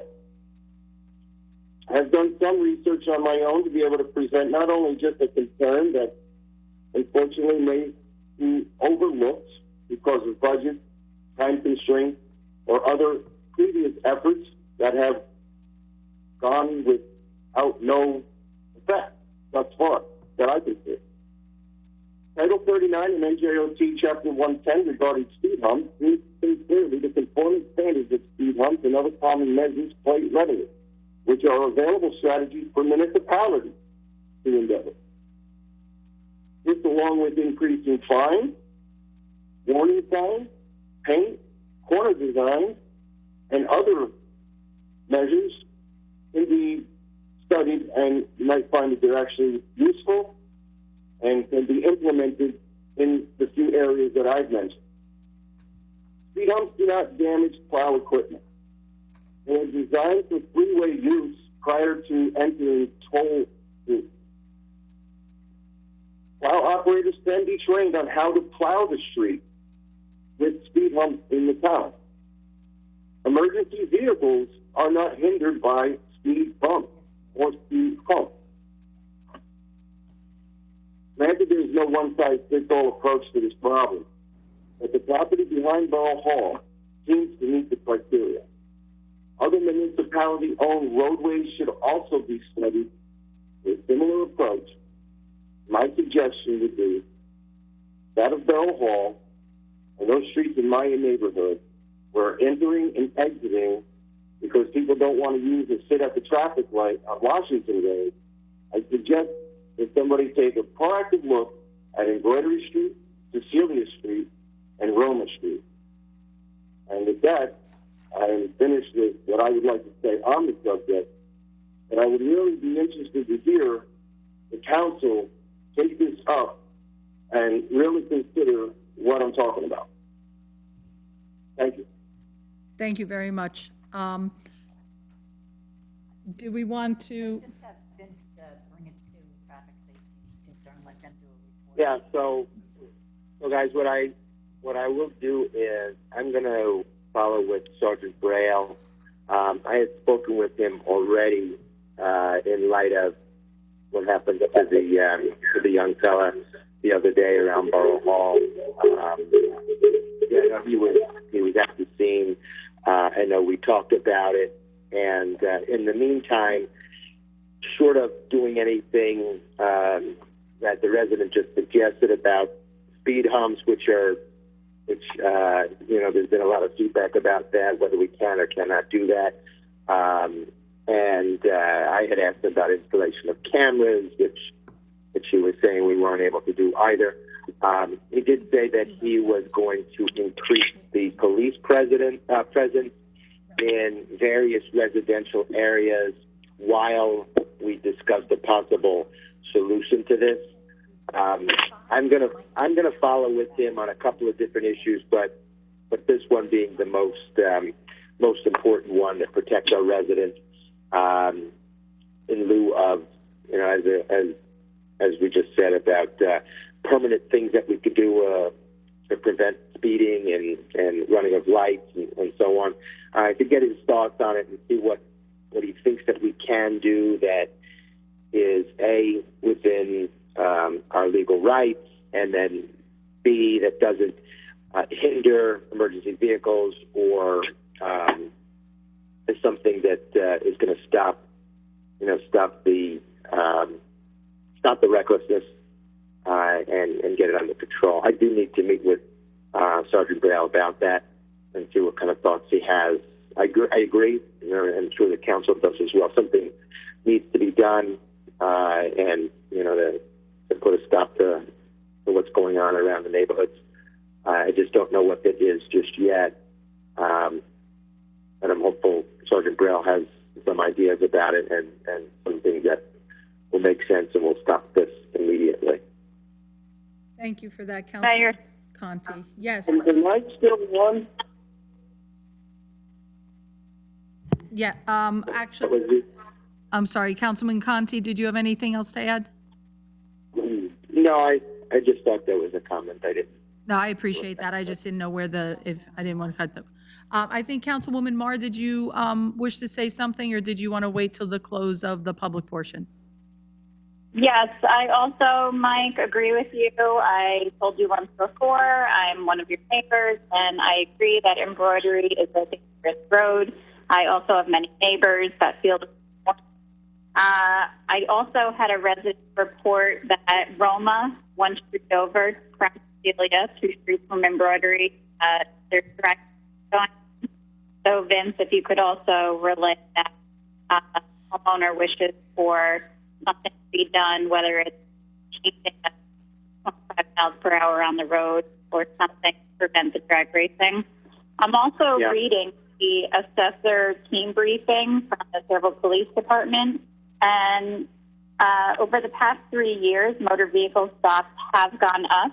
Year 1 reported 3,700, year 2 reported 900, and this past year, if I'm reading it correctly, reported 6,700. So that was positive to read as I was going through the assessor report. Thank you for, actually, Councilwoman Marr, I'm glad you brought up some of that information. Obviously, and I'll hold my comments for later in reference to Jimmy. But I will say this, I was able to speak with the chief, obviously, when we were all made aware of that. We were all, I think, in pretty much constant contact with either each other or the police department to make sure things were being taken care of and if there was anything that was needed from us. So the chief did send over to me today when I had talked to him, number one, that they would be looking into recommendations and doing an assessment and looking at if there's anything that they could do through their Traffic Safety Bureau in order to provide maybe some changes to anything from our Borough Hall parking lot or that specific area. So please rest assured that that was something that was already being taken care of, and our police officers are very proactive in situations like this and getting things done. So I do have communications from the chief saying that they are already looking into recommendations for the area around the football field and Borough Park, especially as football season and so many kids are now flocking to that area. This weekend, Oh, what was that? Was that a tournament? There were, It's a scrimmage. it was a lot of people. I saw St. Bart's was here, and it's, St. Bart's and Middlesex. yeah, and it was wonderful to see so many kids and so many families out enjoying the parks. But as a result of that, more people coming to this area, working with the Junior Bomber Association and stuff to make that an even safer place. So that's already being discussed. The chief also sent over to me a little bit of a report just to give our residents, as I heard there was a little chatter here and there about where we were with enforcement. And I have to give it to our police because they do work very, very hard. They can't be everywhere, but they get around a lot. He provided me with some information which I would like to share. So obviously, in light of the circumstances from a few days, he wanted to let us know that our officers are on the ground and this is what they've been doing. So during the time period of August 1st through September 14th, our Traffic Safety Bureau conducted and directed enforcement activities resulting in 109 motor vehicle stops, with a total of 116 motor vehicle summonses issued for various motor vehicle regulation infractions. That's just from August 1st to September 14th. In addition to that, the total number of motor vehicle stops during that time period was 234, which resulted in 254 motor vehicle summonses from, again, that August 1st to the 14th time period. As a reminder, the number of summonses issues is not meant to be utilized as a part of an illustrative discussion on efforts to put forth or to maintain the safety of our streets. This is just to let you know what our officers are already doing out there that we may or may not see all of the time. That's a lot of traffic stops during that short window.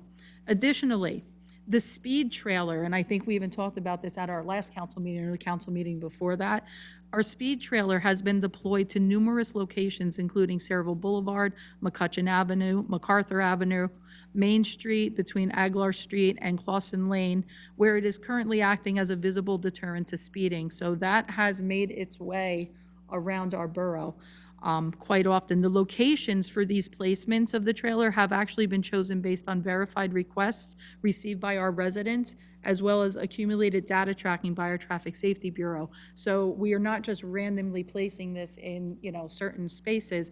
There's a system, there's data reporting, and we listen to what our residents say when it comes to where we need areas of additional enforcement. Finally, we have been awarded, and I remember this, and I just don't remember if it was on our agenda, if I saw it through email or some other communication. We had been awarded a pedestrian safety grant, which allocated 340 hours of enforcement. This enforcement grant commenced last week and is expected to run for the next few months actually. This traffic enforcement grant program is designed to enhance our continued efforts to control impaired driving, increase seatbelt usage rates, promote the proper use of child passenger restraint systems, increase traffic law enforcement with an emphasis on speed and aggressive and distracted driving. It's also designed to improve safety for bicyclists, pedestrians, motorists, teens, and older drivers, and to improve the collection and analysis of traffic crash data. It also combines educational outreach and a high-visibility law enforcement to change behaviors as they relate to pedestrians as well as driver safety. Officers assigned to work this detail will be assigned to specific locations that have been determined to be in need of additional visibility of our enforcement. So sometimes I don't think we realize how much work is being done behind the scenes until there's a cause to actually have the conversation. But I want to say thank you to our police force who does this, whether there's a terrible accident or not. But we're going to continue to take what our residents say. Obviously, one of the most important things to do is to not wait to report your concerns to us after so many weeks or so many weeks. Call that non-emergency number, report what you're seeing, because our police are very proactive. Councilman Conti, I know you work very well with Sergeant Braille, and he has been busy. I know we have brought him out to a lot of different places lately. Myself, emailing him when I get a resident issue. So thank you for that follow-up, Vince, as well. So you have a lot of work to do. Yeah. And he did mention exercising that grant as well that you just mentioned to increase the police presence and get on the situation. Yeah, so all of those measures are already in place and we'll continue to do even more. So Thank you for that, and I thank the chief for sending me over that information. All right. I do see 2 additional hand raises, so I'll go to Mr. Sislo. You're back in the public session? Can you hear me?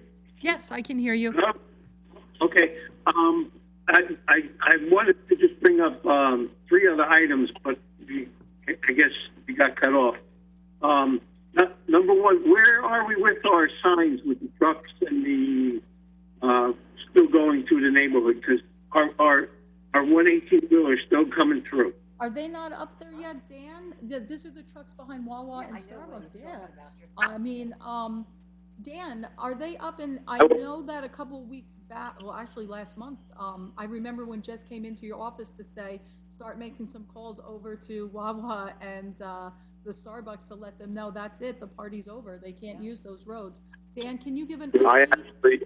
I actually went to Wawa, and actually the borough attorney and I have been to Starbucks, both having a cup of coffee and letting them know that they have issues there.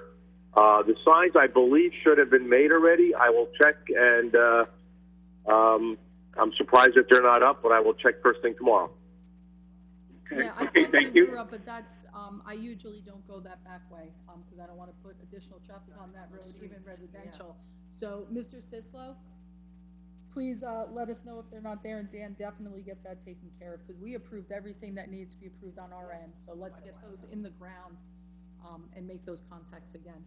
Anything else, Mr. Sislo? Yeah, the other question, I think at the last meeting on the 17th of August, when we had the power outage and that, I think there was a statement that we had to have water restrictions because of the pumps or something coming from our water supply. Yeah, that actually was lifted, but go ahead, what was your question? I was wondering, wouldn't that warrant the project to have some type of backup generator system on that, being that that's a major support for the township? Absolutely. I could turn to Jay for more input and information on that in reference, but that is a tremendous project and probably one of the most expensive projects that we would see. Jay, did you want to add anything in reference to, because I know I was actually on site at the wells. I was on the phone with every single power company from here up and down the East Coast. But did you want to just touch on that a little bit? I know I told Dan to contact you to look into that once again. Yeah, I think that's something the borough's working on. The problem is not at the borough's water plant, it's at the Dewhernal facility. And the borough's in the process of installing emergency generators on a case-by-case basis on that facility. So it is something that's in the works. Thank you, Jay. I appreciate that. Yeah, I think that is a very important point to make, that a lot of people thought that we were talking about our water treatment plant, which is on Bordentown Avenue here, the newer one that we had to build after Hurricane Sandy. That's not where the power outage was. It was actually at our Dewhernal well fields, which are located in actually Old Bridge. And that is honestly, being back there, it's like a third world country, because I went on a tour back there with our water director and with Dan Frankel. And it is a vast, vast area. It is not developed, to say the least. It's there where we pull our water out of the ground. But it is a project, like Jay said, that they're looking at and they've been working on. But it does come at quite a cost. But it's something that's necessary. So thank you for that update, Jay. Mr. Sislo, did you have anything else? Yeah, one other concern. Recently, past 2-3 months in our neighborhood, we've been having cars broken into. We've had some people that the cops have actually been twice for the same guy back in our neighborhood trying to get into houses. And then even Labor Day at 12:30 p.m. in the afternoon, we had 2 guys walking down the street, working both sides of the street, going into cars, trying to get loose change and everything. And I'm just wondering, does this have anything that might be considered with this new recovery center over here, the rehab center? Because number one, if you look on their website, it says that they treat struggling alcoholics, heroin, cocaine, opioid, methadone people, and everything. So, the question I have also is, how did they get approved so close to a school? Isn't there a drug-free school zone where that should not even have been passed? And the other question is, supposedly there's an opening in the fence between the school and our development where they have free access. And have we ever looked at what precautions they have for people that might stray off that property? Well, I will say that, and Mary just reminded me, I can let Mary speak on that too. When that treatment facility was actually, the use was not originally intended to be that treatment facility, okay? That was our rehabilitation center for our elderly and things like that. My own grandmother had been there prior to. When that change came in, that usage came in, we fought that. We fought that from our zoning board perspective. We went to court over that. So we really tried tooth and nail to fight that as much as we could. And quite honestly, and I think Mr. Dupont could probably speak more intelligently on it, we were going to lose that case. Is that correct, Mike? Yes, that's correct. You've certainly said that accurately.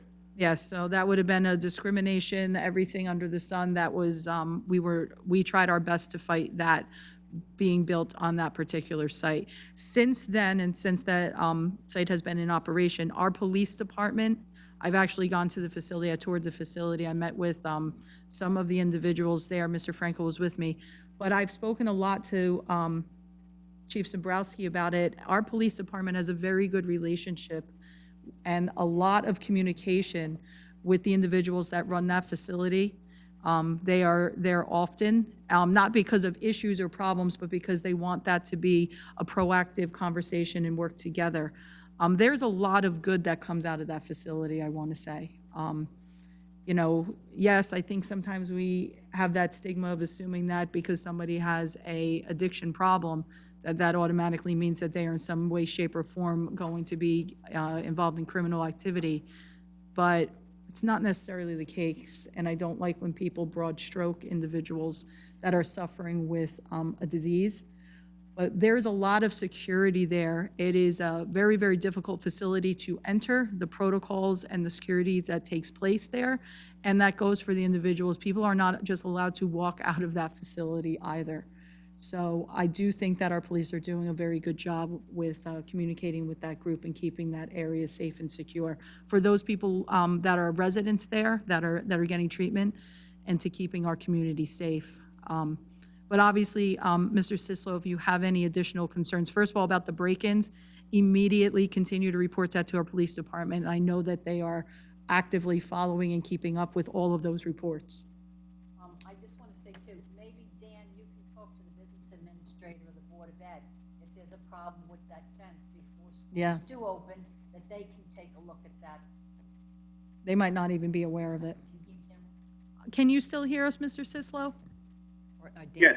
Good. And Mr. Frankel, can you still hear us also? I certainly can, and I will speak to the business administrator for the Board of Ed and let them know. Thank you. Thank you. So, Mayor, I wasn't saying anything against people getting help or anything no, like that. I wasn't implying that. I just know how, when that originally was being built, there were many, many people, the council chambers were packed. I wasn't implying that that was your intentions in that conversation. I know that you were just concerned about the safety and well-being and the security in your neighborhood. I was not putting that to you, Mr. Sislo. Yeah, no, I'm just curious. I mean, even if you can maybe ask Officer Briel to look at the number of incidents that have been reported, because even the one gentleman, he's the state police, and his car was broken into at 12:30 in the afternoon. Wow. And that's crazy. So, yeah, I mean, and this was on Labor Day, that they walked the whole street of Driftwood Drive, and supposedly they went in and out of whatever cars that were open. Unbelievable. Yes, Council President Novak wanted to add. I happen to have a ring, and anybody in town that has a ring, they share these things with each other. And it was just a couple of weeks ago where I believe down President Park Avenue or down by the Sherwood Forest, they were literally doing a similar thing. They were concentrating on that area. There was a pickup car and there was two people walking down the streets and they just went by and were just jiggling door handles. And if they opened, they went in there and took whatever they could. So it might be concentrated in your area Now. one week and they're in another area or another week. But we're, all the neighbors are kind of sharing these things with each other. Mr. Sislo has a fabulous, clear, and very, very, very good ring system, Mr. Sislo. That is one thing I will say. Your videos are impeccable. I wish I had that clarity on my TV. Yes, thank you. And I appreciate, but I do know that, yeah, the police have said that it's almost like they're this traveling band of individuals that are trying to hit certain areas, so. They hit a different area every time, so when the cops go to one area, sometimes I think they just look and they pick another area. So, but Mr. Sislo, as always, when you call in, we'll make sure, Mr. Conti, you've got more things to add when you speak to the chief again and to Sergeant Braille. So, Mr. Sislo, we've added it for you. We'll get on that. All right, thank you very much. I appreciate it. No problem. Stay Thank you. safe. Good to hear from you. And we have one more caller, I believe, with their hand raised. That's 8709. Name and address again. I think that's Mike, but I'm not sure. It is. I can say my name again. I think we're okay now, right, Jess? Yes, we're okay. We know that it's you, Mike. Okay, good. You're getting to know me. Yeah. I unfortunately missed the name of the gentleman that was speaking after me, that you kind of referred the concern I had with the speed enforcement. So if I may, if you may just allow me to know his name and his involvement in this particular concern. Mr. Conti's the councilman. He's the Councilman Conti is actually the liaison to Public Works. So each public safety, not Public Works, public safety. So. Well, Mr. Conti, I apologize. I can see you, but it's hard to see voice, lips moving, and I'm trying to do this on a phone and a computer screen. But I've got your number as well. So when I talk to the police department, I'll know who to follow up with as well, Mike. Appreciate it. And I wanted to just follow up on not only just my concerns, but your input on my concerns. It concerns me that it's not the first time I've heard of town council, whether this one or prior councils, have discussed this concern with speed humps and things of that nature. I took the liberty to actually research some of this stuff, so I didn't come on, with somebody having the idea that, well, we'll look into it, and I was hoping that perhaps there's some credibility to what I'm saying. If you would like to, I could point you in the direction of where I got my information from, so you can share thoughts. There are other towns that have speed humps and other things that they've implemented. And I don't think that the towns, would put them in place if they knew it was going to hinder emergency vehicles or destroy plows. I think the point that I'm trying to get across is that I think it's time to, like I believe it was the mayor who said, don't wait till you come to a council meeting to voice your concerns. I have not. I have, for years, literally talked to the police. Now, they've suggested that we actually call and talk to a supervisor, which we have done. They themselves, in turn, said that they will go and report to the supervisor so that they're aware that there's a concern in certain areas so that they can think about increasing controls and doing things like that. So I'm here now, taking this to, I guess, what I think is the next step, to say, okay, well, this is an area that towns normally should be looking at. And there's definitely areas that we can do something about immediately. I don't believe it's all supposed to come down to the number of summonses. We don't want people getting caught doing things they shouldn't be doing. We want them to not do those things in the first place. So reacting to a problem by giving a ticket if you catch them, and adding to it by just simply increasing a fine or increasing a patrol, albeit one facet of the strategy that you can implement. I believe that a strategy can be comprised of multiple things that you can think of doing, and that becomes the whole plan. The increasing the fines, increasing patrols is one piece of the puzzle. Mike, I have to cut you off for a second. Mike, I just have to interrupt for a second. You're talking about things that we haven't discussed here, but I don't want to cut you off because I think that you've brought some, very valid points. But some of the things that you're talking about is about how things would be addressed. We're not talking about increasing fines. One of the things that we do here is because none of us are police officers, traffic safety individuals, engineers, or any other professional when it comes to knowing the laws, the requirements, and the abilities to do some of these things. So we're going to bring together our team of professionals, which include our police chief, our traffic bureau, our engineer, as well as other individuals, public safety, all together in order to turn around and take a look at areas that we may need to address. So I don't want to turn around and go down a rabbit hole here per se without actually having some information provided to us from those individuals, and also looking at things we've done already in the past over the course of, decades and decades and decades. So I think at this point, I would just ask that you afford us the opportunity, you afford Councilman Conti the opportunity to sit down and talk with the chief and let our professionals come back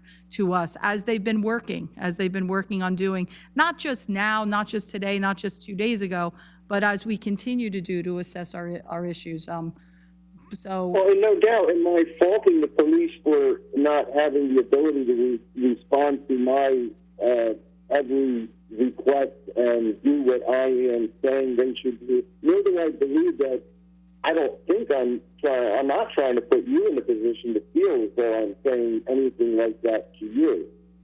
I'm merely trying to get a concern across so that it's more than just there's a concern, let's look into it. You did mention just now you would involve certain people. And I think in order to really understand the situation that a resident brings to you, can we request to be included in that discussion? Come to my street, do a walkabout, come to my neighborhood. He has my phone number. Reach out to me, follow up with me when you're in the area, and we can review the concerns. We can review from a standpoint of standing on the street what the real concerns are, and that's all I'm asking for. I'm just asking to be involved. I have no doubt that you're taking my concerns seriously.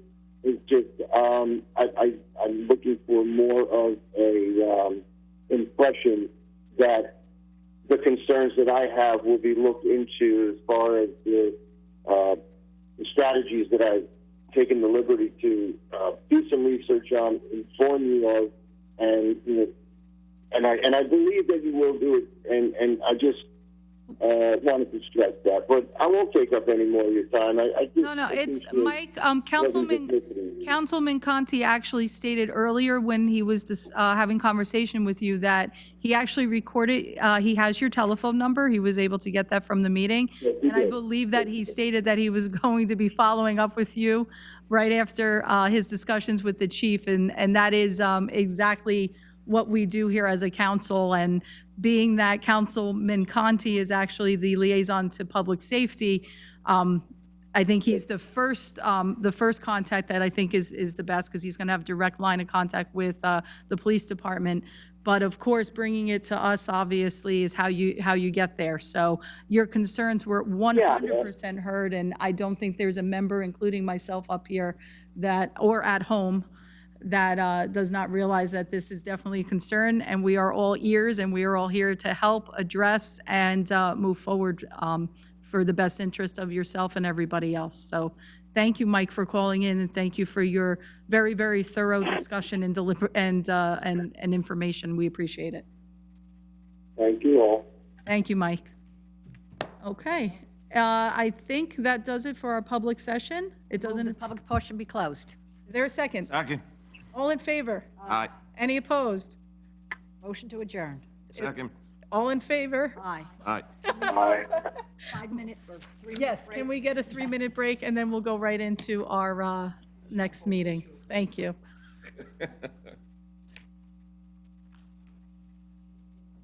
Oh, did you hang up on everybody? No, we'll get them back. It's okay. That's the wrong button. I know.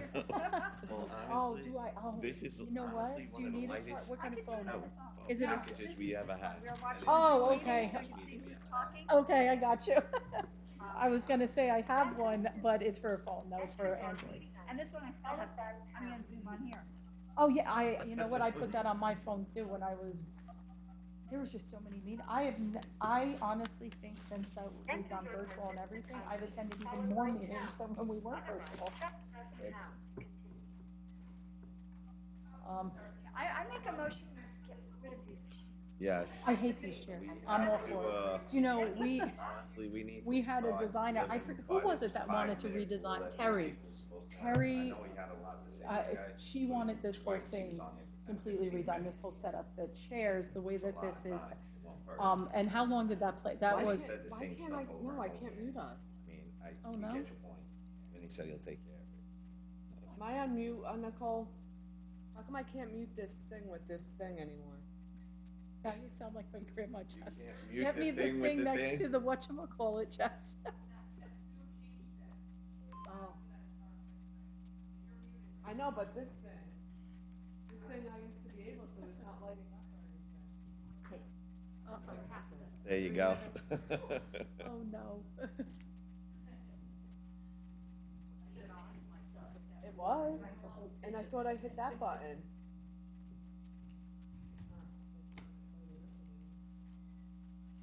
Oh, my God. I think we are, right? Well, I know everybody's here is on.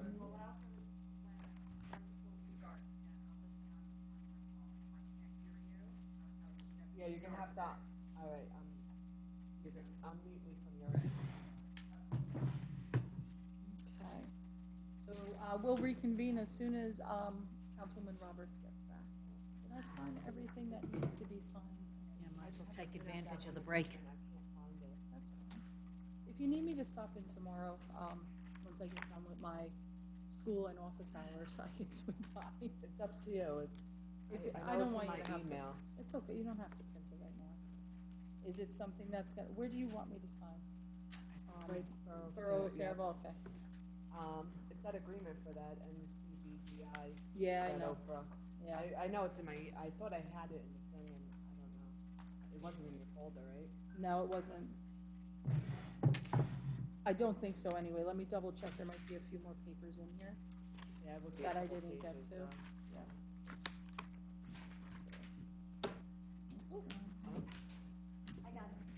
Thanks. Appreciate it. Yeah. Okay. Councilwoman Roberts is back, so I think we can, start our session again. Okay, are we good? All right, ladies and gentlemen, we're going to stand just for a salute to our flag.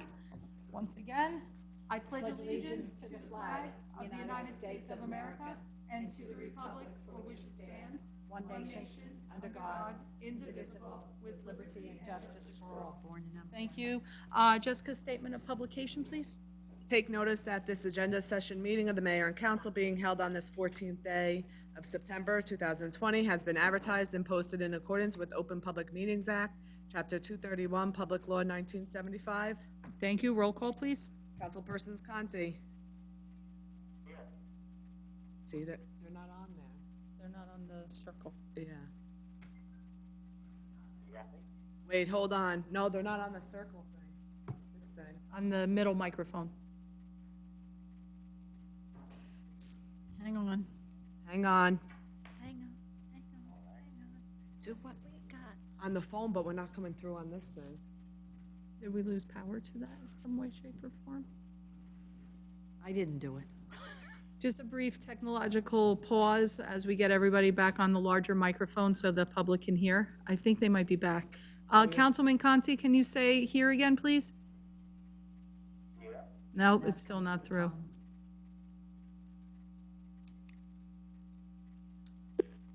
There we go. Got 3 minutes. Okay. Okay, we're back. Thank you. Councilpersons Delina. Here. Enriquez. Yeah. Marr. Here. Novak. Here. Roberts. And our professionals, the business administrator.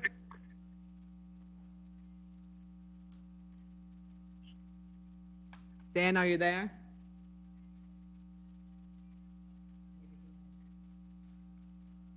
We'll come back to Dan. Okay. The CFO, Here. engineer, Here. and attorney. Here. Okay, thank you, everybody. Nothing else under old businesses other than the ordinances that were adopted in our first session. That brings us to communications and committee reports. Administration and Finance, that's Councilwoman Roberts. Thank you. Thank you, Mayor. No departmental reports. Application for a raffle by the Sayreville Touchdown Club, approved or denied. Any objection? Nope. Application for bingo raffles for Sayreville Touchdown Club and Sayreville Middle School. Any objections? No? Tax appeals for Verizon, Block 999, and Paul Pisano covering Block 499. That should be referred to council. Okay. Judge will take care of that. Yes. Okay, and continue. And there are notice of public hearings filed by PSE&G, Jersey Central Power and Light, for BPU, and Jersey Central Power and Light for another BPU proposal. Receive and file. Thank you. And any additional comments? Most of the comments, we've had very lively discussion We in our sure previous meeting. We sure did. But looking at some of my notes, one of the things that have been asked because of the election and the voting coming out and the mail-in ballots coming out, I've been asked if that changes when people can put out their signs for the upcoming elections. Since the mail-in ballots are coming out, does that mean 30 days before mail-in ballots? We would have Or do we need to do an ordinance? Yeah, we don't even have time to change the ordinance. So Yeah, we have an ordinance in reference to that. Which is like 30 days before the election. But since, if you want to define the election being the day that you get your ballots because you can vote on that day, does that mean 30 days from that? No, Because people want to know what they can do and what they can't do. Some people have already put stuff out. There's actually Oh, I know. two ordinances that address this. Yeah. One ordinance says 40 days, one it ordinance says 30 days. I I know. got no problem, since we already have an ordinance that kind of contradicts the other one, and people want to put it out for 40 days. I don't see any problem with that, but to change the ordinance to that, I mean, But is it because of this election, because of the mail-in is what I'm asking. I don't want to change the ordinance. Can we change the definition of what the election starts? Because it starts when you get your ballot and you can mail it in. When you can vote is when you can I'd have do to it. defer that one over to Mike on that. So let's get an answer for that, because I'm sure that there are others that want to know this, so that we have a very fair playing field, and we just want to get, again, the right information out so we can follow the rules. Yeah, right now, because no change has been made, the ordinance, either the 40 or the 30 will be in effect. But Mike, can you look into that, please, for Councilwoman Roberts? Yeah, I'll look at it and I'll give Dan a call tomorrow and pull out the ordinance and go over it. Thank you. Can you let us know so that we know how to proceed and how to let other people know how to proceed? Sure. Without question. All right, thank you. Thank you. Anything I else? think that was it, and I just want to say, I feel so terrible for the young man who was injured, and I hope he gets a speedy recovery, and I pray for him and his family. Thank you for that, Donna. We really did go through a lot then, because you usually have a lot of notes for questions on that. So we did cover a lot. Thank you for that. Moving on to planning and zoning, Councilman Delina, please. Thank you, Mayor. I move the following minutes and departmental reports be approved as the planning board minutes for July 15, 2020. Second. Thank you. Notice of adjacent community property owner. Number one, notice of the hearing held before the zoning board of adjustments or proposed additions. I would like to receive and file that. Receive the following planning board resolution.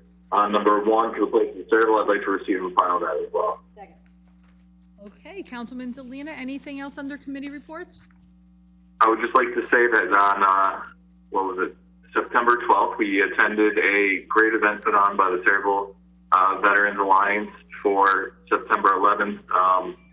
They did a fantastic job. It was held in Burks Park, and, it was great to celebrate, the lives of those who were lost in the attacks in 2001.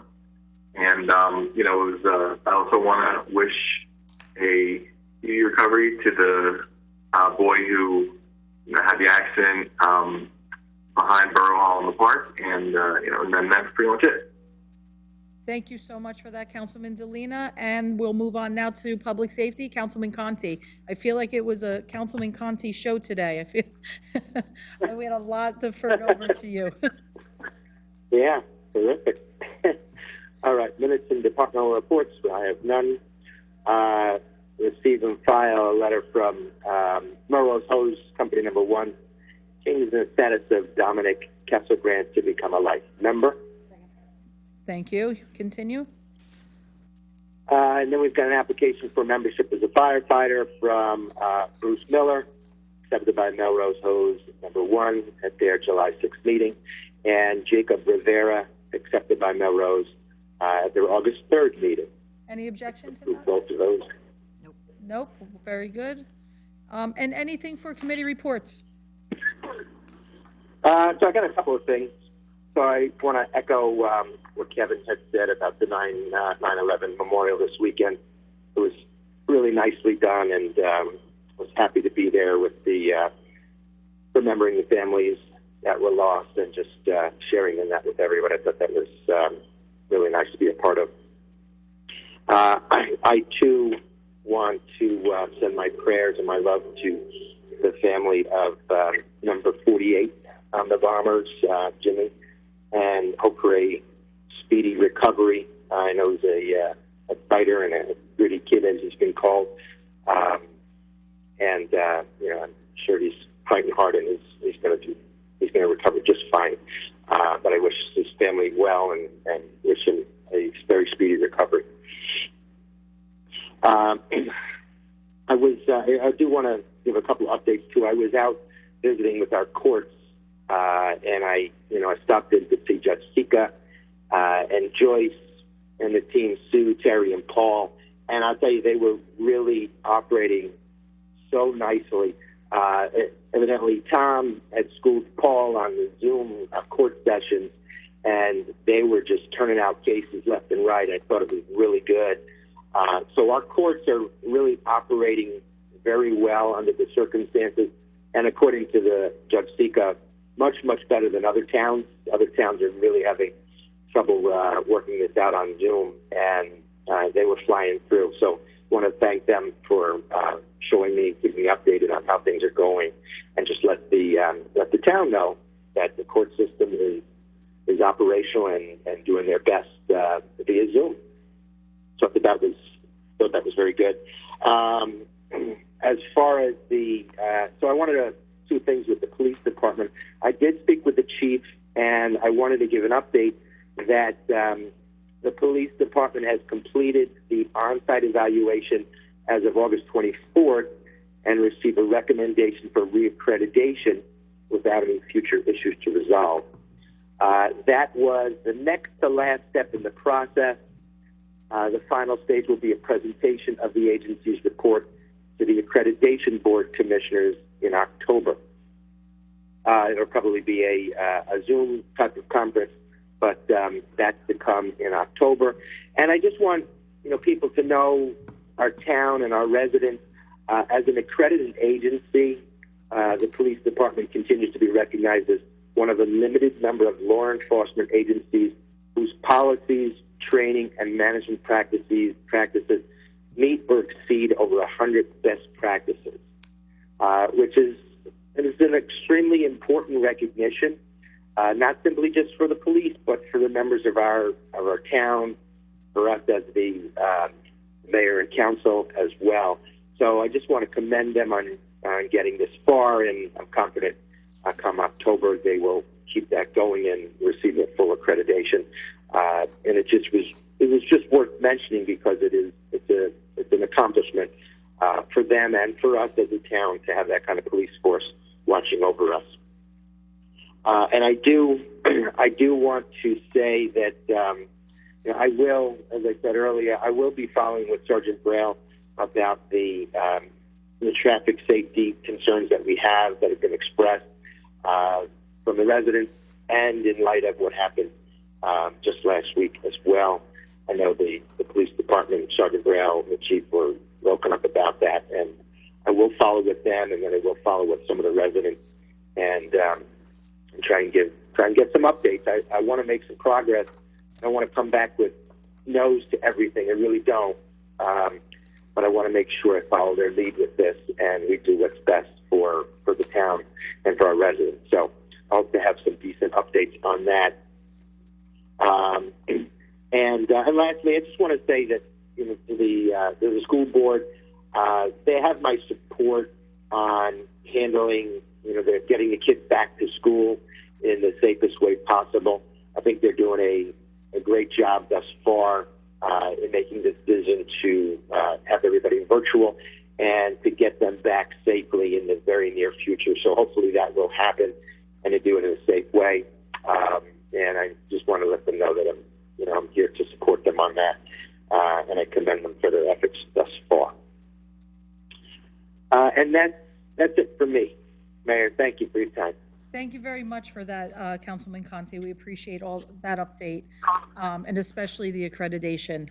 Thank you for bringing that to light and letting everybody know. That is quite an accomplishment, and we're very lucky to have a police force that's able to acquire that. It's not an easy feat. Recreation, Councilman Enriquez?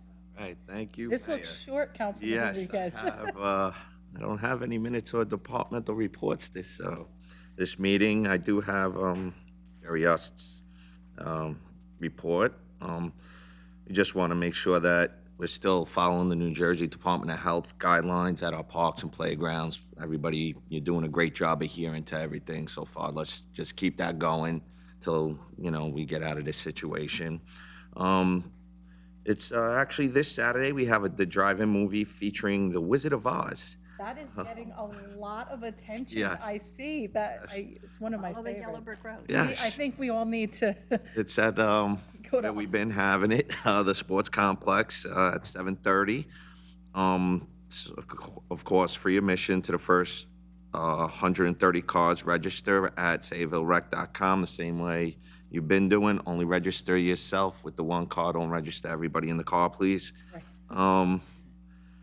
What else we have? Okay, the rec department is accepting registration for the Fall Rec Soccer League, slated to start September 26th. Registration is $30 for a resident and $55 for a non-resident per child, ages 4 to 16, excuse me.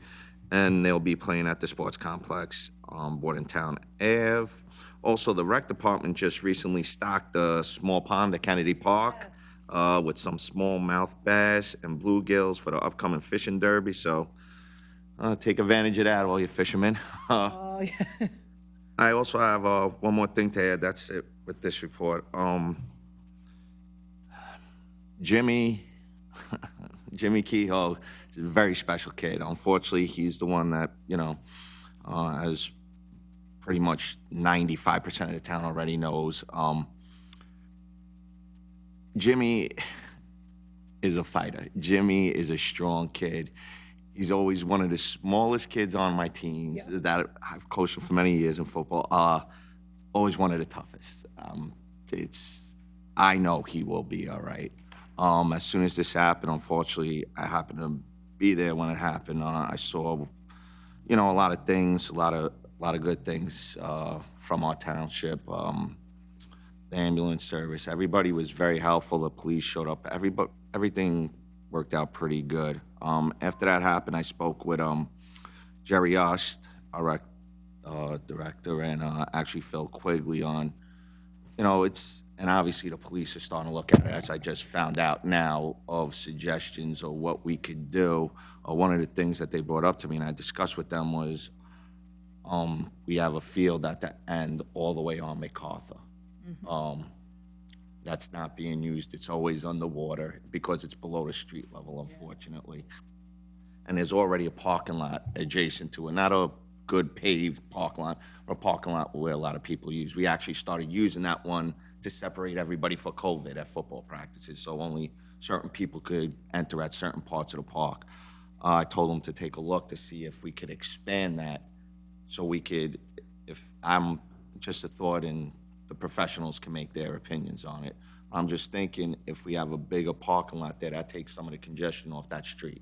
You could get in actually to that parking lot on MacArthur versus have to going down Dolan and congesting that road up, and it'll take cars off the, I'm sure the residents will like it, but it'll take cars off that street and actually in a lot, which just makes things safer. I don't know, we got to take a look at the whole picture, obviously, but that's just one thing that, Good idea. we should be taking a look at. I'm sure police are going to come with their recommendations and everything. So, but, Jimmy, I'm sure you're going to be fine, buddy. I hope to see you soon. And that's it. Thanks for that, Damon. I know that's a good idea, though. That you're right. That one field there is definitely underwater, and hopefully, whoever the chief is, they're looking into whatever. I'm glad that between your involvement with the Junior Bombers and Jerry, there were so many kids there this weekend. Like I said, it was really great. I noticed that the lot over by St. Stan's wasn't really being used either. So the more areas that we have, I believe that lot belongs to the borough. Yeah. The one directly across the street from St. Stan's, that's a borough lot for our soccer field. So if we try to encourage the parents to, we have a lovely walkway that will take them over to the, they can go down the walkway and this way, right to the football field, encourage them to use that, and, keep the kids off of Dolan Street entirely. Absolutely. And like I was saying, we kind of tried to spread out this year, the Sayville Junior Bombers. We split up the times of when kids could actually come and practice. So the whole 200 plus kids that we have are not there at the same time. We split in two groups, and we only have certain areas that certain groups are dropped off as. Like I coach with the 8 and under, and we go to one specific parking lot, and we're the only ones in that parking lot being dropped off and picked up to keep everybody separate.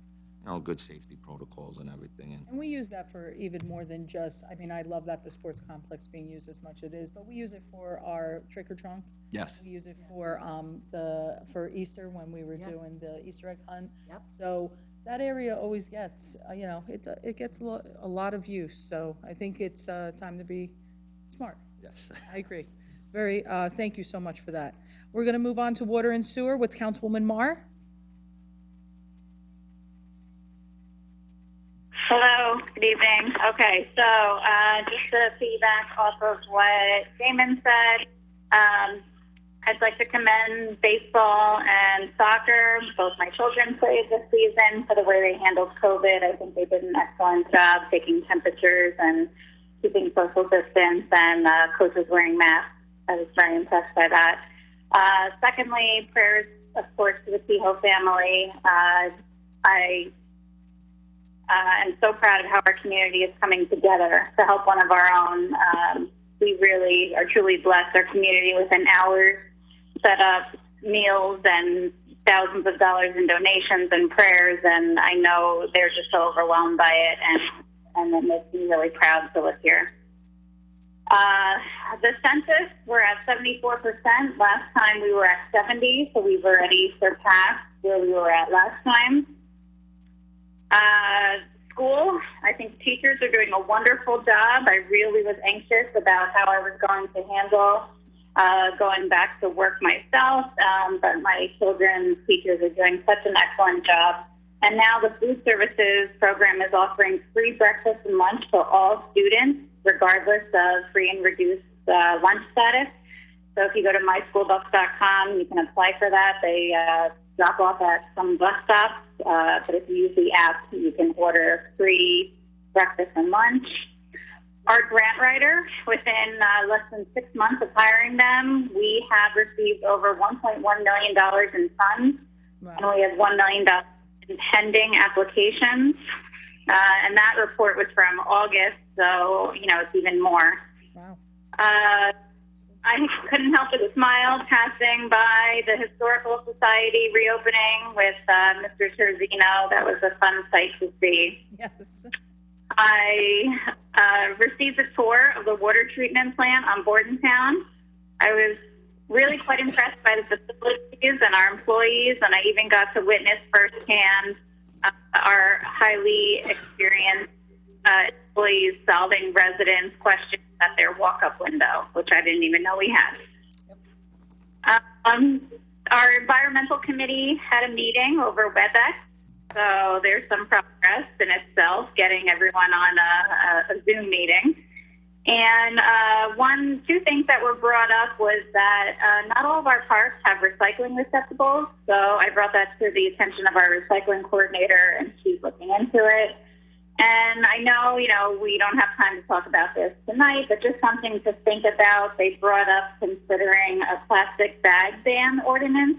I know that it's possibly coming down the pike from the state level. I don't know how we all feel about it at the local level.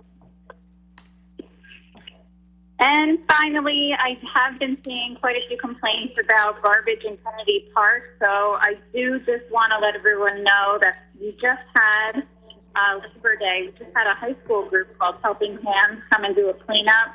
But it's really just so disappointing that, you know, we're not taking care of our own park. Residents really need to try harder to throw their garbage away, and the vandalism with the spray paint is really disheartening to keep hearing about. And our public works guys are so busy and really, you know, have other things to be doing other than painting over graffiti every day and picking up garbage that I think we could be doing ourselves.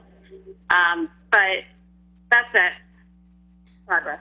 Thank you so much, Councilwoman Marr, and I appreciate that. I know you are absolutely 100% the most proactive person and getting our parks attention. And thank you for mentioning the volunteer group that reached out to us, Helping Hands, to try and just come together as a community and say, we're here to volunteer and we want to make this place better. If we had more people that just did that, the trash doesn't get there by our employees. Our employees do pick it up.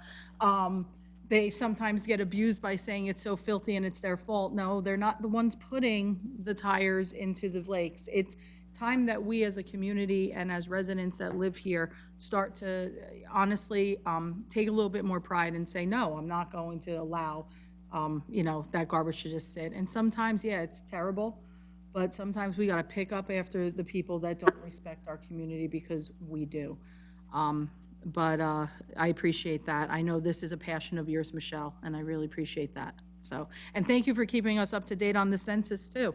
I sometimes forget because I did mine so long ago that is still something we need. Remember, the census isn't just about being counted and knowing how many bodies are here. It's what generates so many funds coming out of the state and federal government. We need to have that money, and we need to have every person counted. So, thank you. Public Works, Council President Novak. Yes, I move that the following minutes and reports be received and filed the leveling board minutes of September 8th. Second. Okay, committee reports? Yeah, I have, Dan, maybe you can answer this, or Denise. Bernie had sent through a report. We had said that for picking up garbage at St. Stan's, it was going to be $300. As it turns out, there was so little debris that it only cost the borough $39.97. 37, and with the council's approval. That had to be a Charging decimal state point. stands- No, $39. But originally it was 300, okay. Well, it's because it's usually based on tonnage. Oh, it's and we based on have tonnage, yeah. Nowhere near, it was approved based on past years, but even the food tent, I mean, people were going to get food and bringing it home. Understood, So they weren't yes. even, leaving that trash there. Wow, So, yes, understood. I don't know how, it was handled, but, with Denise, but I'd really like, with council's approval, for them to just be charged what it actually cost the borough as to what they actually agreed to pay. Any objection to that here? No, I think you're okay with that.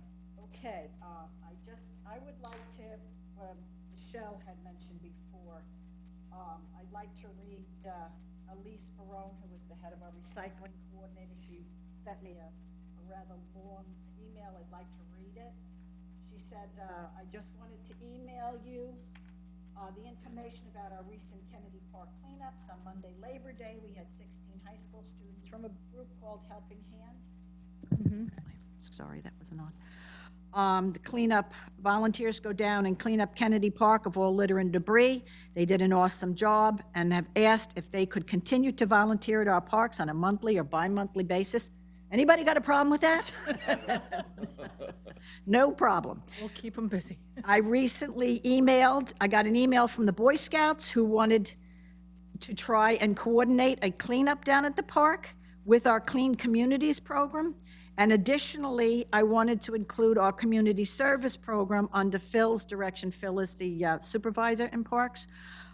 They've been down at the park picking up litter and painting over graffiti on the bathroom doors. This past Saturday, they picked up 22 bags of garbage from around the lakes and park. I wanted to share this information with you because I wanted to make you aware that we are working diligently on trying to keep our parks clean and litter-free. But unfortunately, people litter, even when there are enough trash receptacles around. And not only deliberately litter contributes to the debris in the park, but non-deliberate actions, such as debris that is blown into the water from the trash cans and from the local roadways. Additionally, people are bringing food and drinks to the park, but they are not disposing of them properly. We are trying to develop strategies that will work for us and our community in combating this issue.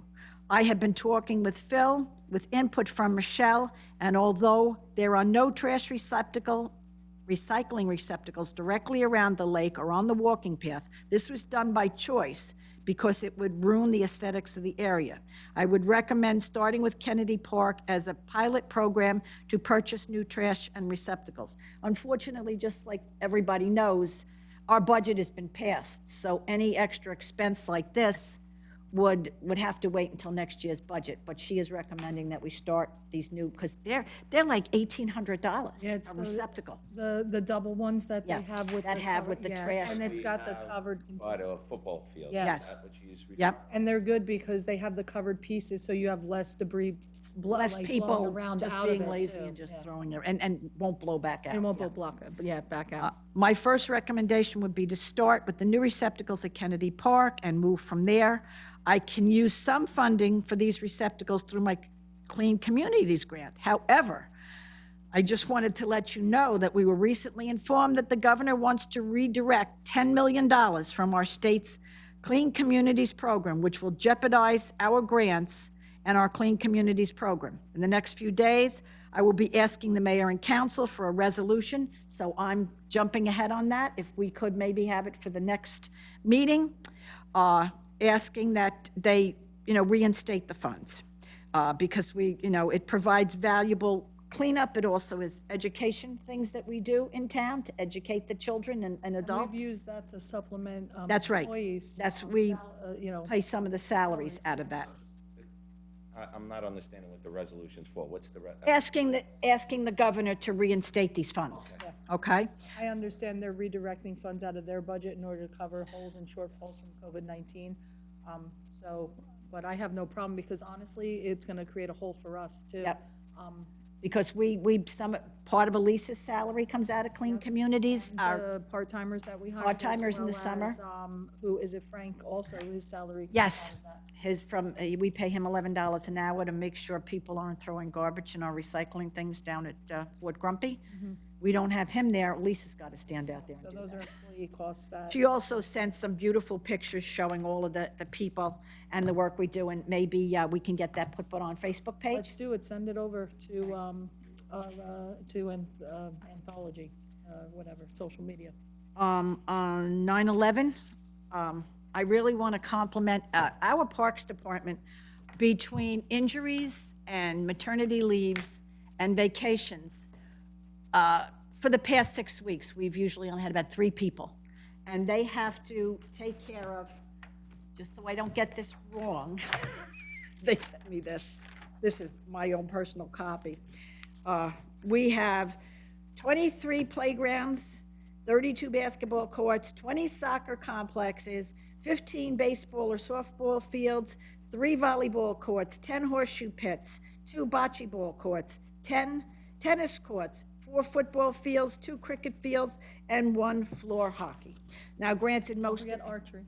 archery, well, and they've been trying to accomplish everything with a shortened staff, and they really are working hard. And they made the monument down there. They went down there, and everybody knows you have stuff that's under trees, not getting a lot of sunlight. What happens? You get green mold. They were down there scrubbing everything, from the pavers to the actual monument and everything, to get all the green mold off. And then, approximately 12 hours before, they went down there and had to clean off all the tar from them finishing Washington Road. Oh, All of that black, and they had to do it all over again. So I really would like to compliment them. I would like to thank the resident that complimented our sanitation department. That was really cool. I'd love to hear that. I love Mr. Sislo. He's, As far as Jimmy Keyhole, I mean, I was dumbfounded at the amount of outpouring from this town. I mean, it just goes to prove Sayreville is one hell of a town. Nobody beats us when it comes to our love for everybody. We're all family, no matter, what we do, we're all family. And I'd like to really, say my prayers, the best wishes, that he has a speedy recovery, but I also like to congratulate the town on what they've done. And I'd like to, even though it's not technically official, congratulate the police department on their recertification for their accreditation. That's really wonderful. And let me see. I had an awful lot to say here today, but I think that's it. So I'm the last one, and we won't drag this meeting on anymore. Progress, Mayor. wonderful. Yes, I apologize, I missed one. Can I add to the public? Absolutely. absolutely. I just had a concern from someone who loves the Facebook homepage. It's doing great. Just be careful about having a website accredited, whether it's paid for or not, because it's like a payment in kind, so that other people may have wanted to bid for an opportunity like that. So just keep that in mind, and people are noticing, so that's just something we have to be more aware of. If we're using artwork, we either have to pay for it, so we can't take anything off of the website from an artist unless there's payment of some sort, and if there's payment, we know we have to bid and give people the opportunity. So I don't know if that had happened, but I had Yeah, I gotten don't know if questions. that's, yeah, There's a new cover page on our Facebook. I don't know. I'm sorry. Yeah. I am a little social media, That's okay. removed. Well, you don't even have a Facebook I page. don't. You got to ask your husband. know.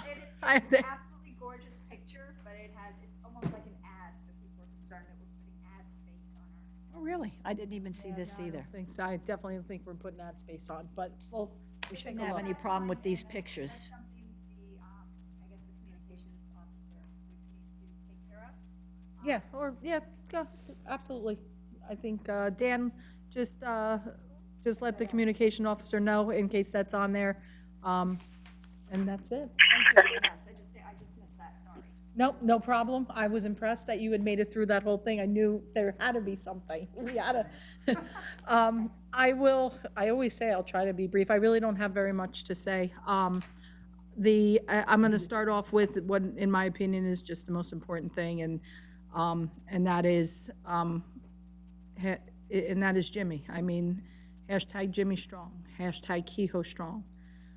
There was a group long time ago called, Five for Fighting. Well, Jimmy's got 2 numbers that he wears. He wears number 48 on that SJV field.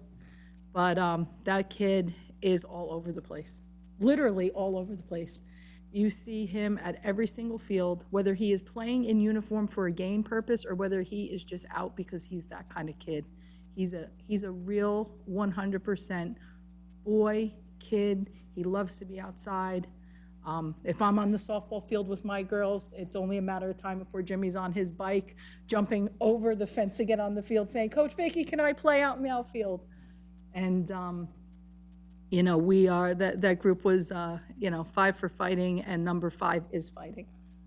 He's, number 5 is what he proudly wears on his baseball field. And when I had heard about this, to say that I was distraught and in tears is an understatement. To Sean and to Tracy, as a parent, I don't even know how you're getting through the days, but you are strong, and we are all here to shoulder some of that load for you. And they're just amazing. The reason why you have such an amazing outpouring of support from the community is that tells you what kind of family this is. This family, I don't know if they ever sleep. Because she is on that, she's cheerleading, there's baseball, there's football, they are all over the place. Tracy actually, she works in the school, she works in our cafeteria department, and this town, every single corner of this town, this family touches. I've known Tracy's dad. He used to coach me when I was young, and they are just the salt of the earth kind of people. And we are all here for you, all of us, even people that don't know Jimmy, although it's impossible not to. Like I said, that kid is all over the place. His smile, walking down the hallways, I taught Jimmy when he was in 6th grade, and even after he left my classroom, he never actually left my classroom because he was in it every time. Miss Kilpatrick, Coach, do I still have to call you Miss Kilpatrick, or can I call you Coach? Can I call you Vicky? He's going to get through this because there are so many prayers. You can feel it actually in our town. You can actually feel the love and the prayers going up. And that's not going to stop until he is home and he is back with us and he is back on those fields. So we love you, and anything that we can do, you have all of us up here to help. With that, I want to say thank you to Helping Hands, to the 2 young men that called in just a couple of meetings ago. They're on the ground and they're ready to move. So to have, and these are teenagers, these are young people, you know, and typically you think that they're the ones that are kind of causing the mess, not this group. They are actually growing and trying to get even more people. So if you are interested in, you know, trying to get involved, they do call themselves Helping Hands, and they're just all around great people. And I think we could probably have them reach out maybe to Elise or to continue to email me or any of us at the council, because we can help them. We have plenty of work for them to do. 9/11 services, really beautiful. I know there are beautiful monuments in other towns, but no one can convince me otherwise. Ours is the best. And that's a tribute to, and I want to thank Ken Kelly for coming in and actually putting together this program, because we know that Rob is actually, he's deployed again, and he had taken over that charge for Ken. Ken said he needed a little bit of a break, not because he didn't love doing it, but he felt that it was time that he passed that torch on to somebody else. The Hughes family, they know how much I love them, and it's thanks to their work, as well as my new friend Albert that I was able to sit and talk with. There's really just tremendous community outpouring and love there as well. So I thank you to everybody that was a part of that. I see that our fire chief is on the call, and I thank him for bringing the guys together, as well as our police, our auxiliary, our EMS, and our Girl Scouts and Boy Scouts. It's just a very important ceremony to me, and I thank you for that. I have nothing else to add, so I'm going to then bring this to our business administrator for his report, which also looks exceptionally short today. Am I right in saying that, Mr. Frankel? You are correct. Okay. Thanks, Mayor. I want to make sure we just have a quick discussion on the dog and cat licenses late fees. I'm going to defer a little bit to Jessica. Our normal late fee is right till the end of June. Is that correct, Jess? The late fees usually start July 1st. The state did extend through executive order that all dog licenses expire September 30th of this year. So October 1st, we're looking to see how you guys want to move forward. There are still some outstanding. Have we charged anybody a late fee yet? that we Not have yet, to reimburse? Okay, good. No, we waived it for 3 months. Okay, cool. So, Just, whatever the will of the council is, I just want to make sure that we get the notification out to people so that way. we they did know. send out a second notice, Good. stating, that they didn't renew, that the state, the licenses are expiring September 30th. So maybe, if unless anybody wants to turn around and change it, if we want to go with that, maybe, same thing, let's do like a infographic all over the place so people know, get those things done. And they will increase each month. Okay, oh, yes, it's a progressive increase, So if you want to go October, November, and December, usually we do send out summonses, but I don't. I don't want to do that. Then if they don't renew and then they renew at the beginning of the year, there's no penalty though to them. I don't know how you guys. any thoughts on that, everyone? This is the, Well, you just said doesn't make sense, but I understand it. So if they don't renew, Well, then they can renew in, 2021 with no penalty at all. that's the part that's kind of funky. Well, because we can't give them licenses for 2020 and 2021, so we can't make them pay, Can I two ask- license fees. I get that. Yeah, I know what you mean. Our It's system, kinda- our system rolls over. Yeah, how about November 1st? That'll be Oh, would that July work? 1st, August, September, October, November. That'll be 4 So months. for the issue at hand, as long as we do that and we communicate with everyone, the regular communication you said, you send out anything? We sent out a notice in January. Okay. They actually have 6 months to renew. So they have up until June So you 30th. reach out to all the pet owners themselves that have, maybe we'll even do just a general one, just to say, for those people that even though we reached to you personally, Yeah, I don't wanna- general notice. I don't want to lose all of the fees for 2020. Yeah. But if we'll have to have the cutoff in Yeah, 20. we sent out the notice, I believe, maybe the last week in August, saying that they expired September 30th. I haven't done a look recently, but when we did print them, there was over 600 outstanding. Oh, wow. Yeah. I think Right, that's, so Let if me- you can't oh. take your pets, people didn't want to take their pets to the vet because they didn't want to leave and. Not Well, a lot only of them that, are also the waiting. rabies clinic, let Clinics me are ask all you that. canceled. So that was, I remember seeing this, somebody had sent that to me. I would really hate to turn around and charge somebody or change something do we know if those rabies clinics have opened yet again? well, the free rabies clinics have not, but, and for a while you Now, couldn't, for a while, you couldn't get into a. you couldn't vet. get into a vet, but you can now. Vets are taking it. And, except for the first shot, they're usually good for 5 years, the second shot in 3 consecutive. years, 3. Three? It's been a long time since I've had my dog, a very, very, very long time, so I have to You be don't wanna- honest, I'm out of the loop when it comes to, the processes that now exist. I So, just don't want 2 residents who did pay in 2020 and No. go to pay in 2021. And Yeah. people who didn't pay are getting Yeah. away with. No. right, so We have to have a cutoff I understand that. in 2020. So what's the will of the council on this one? Do we want to go with the October, or you had said November? I the said state November extended it 1st, this which is year. the end of October. Usually September or October is when we start issuing but the state- summonses. The state said September 30th, so we go to September 30th, send out the notices, and that's that. I registered my dog. Just came here and I was able to get a rabies shot at my vet.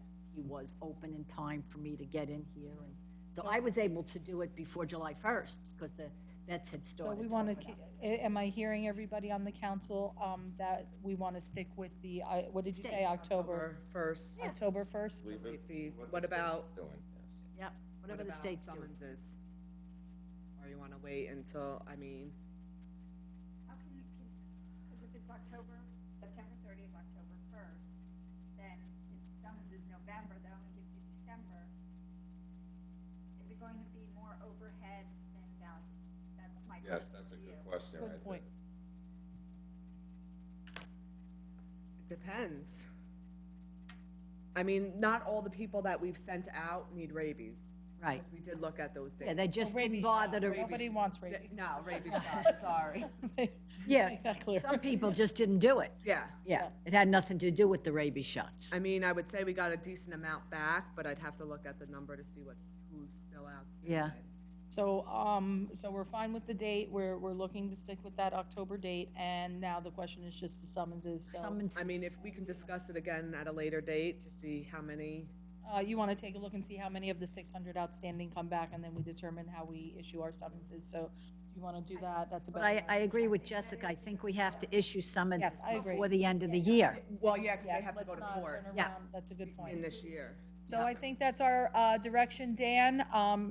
You know, we're gonna move with the state's date, we're gonna stick with the October 1st date, and then when it comes to summonses, we'll look to see how many of the 600 outstanding come back so that we don't have an overhead cost for summonses being issued, and then we'll hit those that are still outstanding. Now, do you want another notice to go out? I mean, we just sent one the end of August. Another notice to individual, do we wanna do? What exactly did the notice say? I'm It was sorry. the renewal, and then we put in there that, I believe, you know, that the licenses expire September 30th.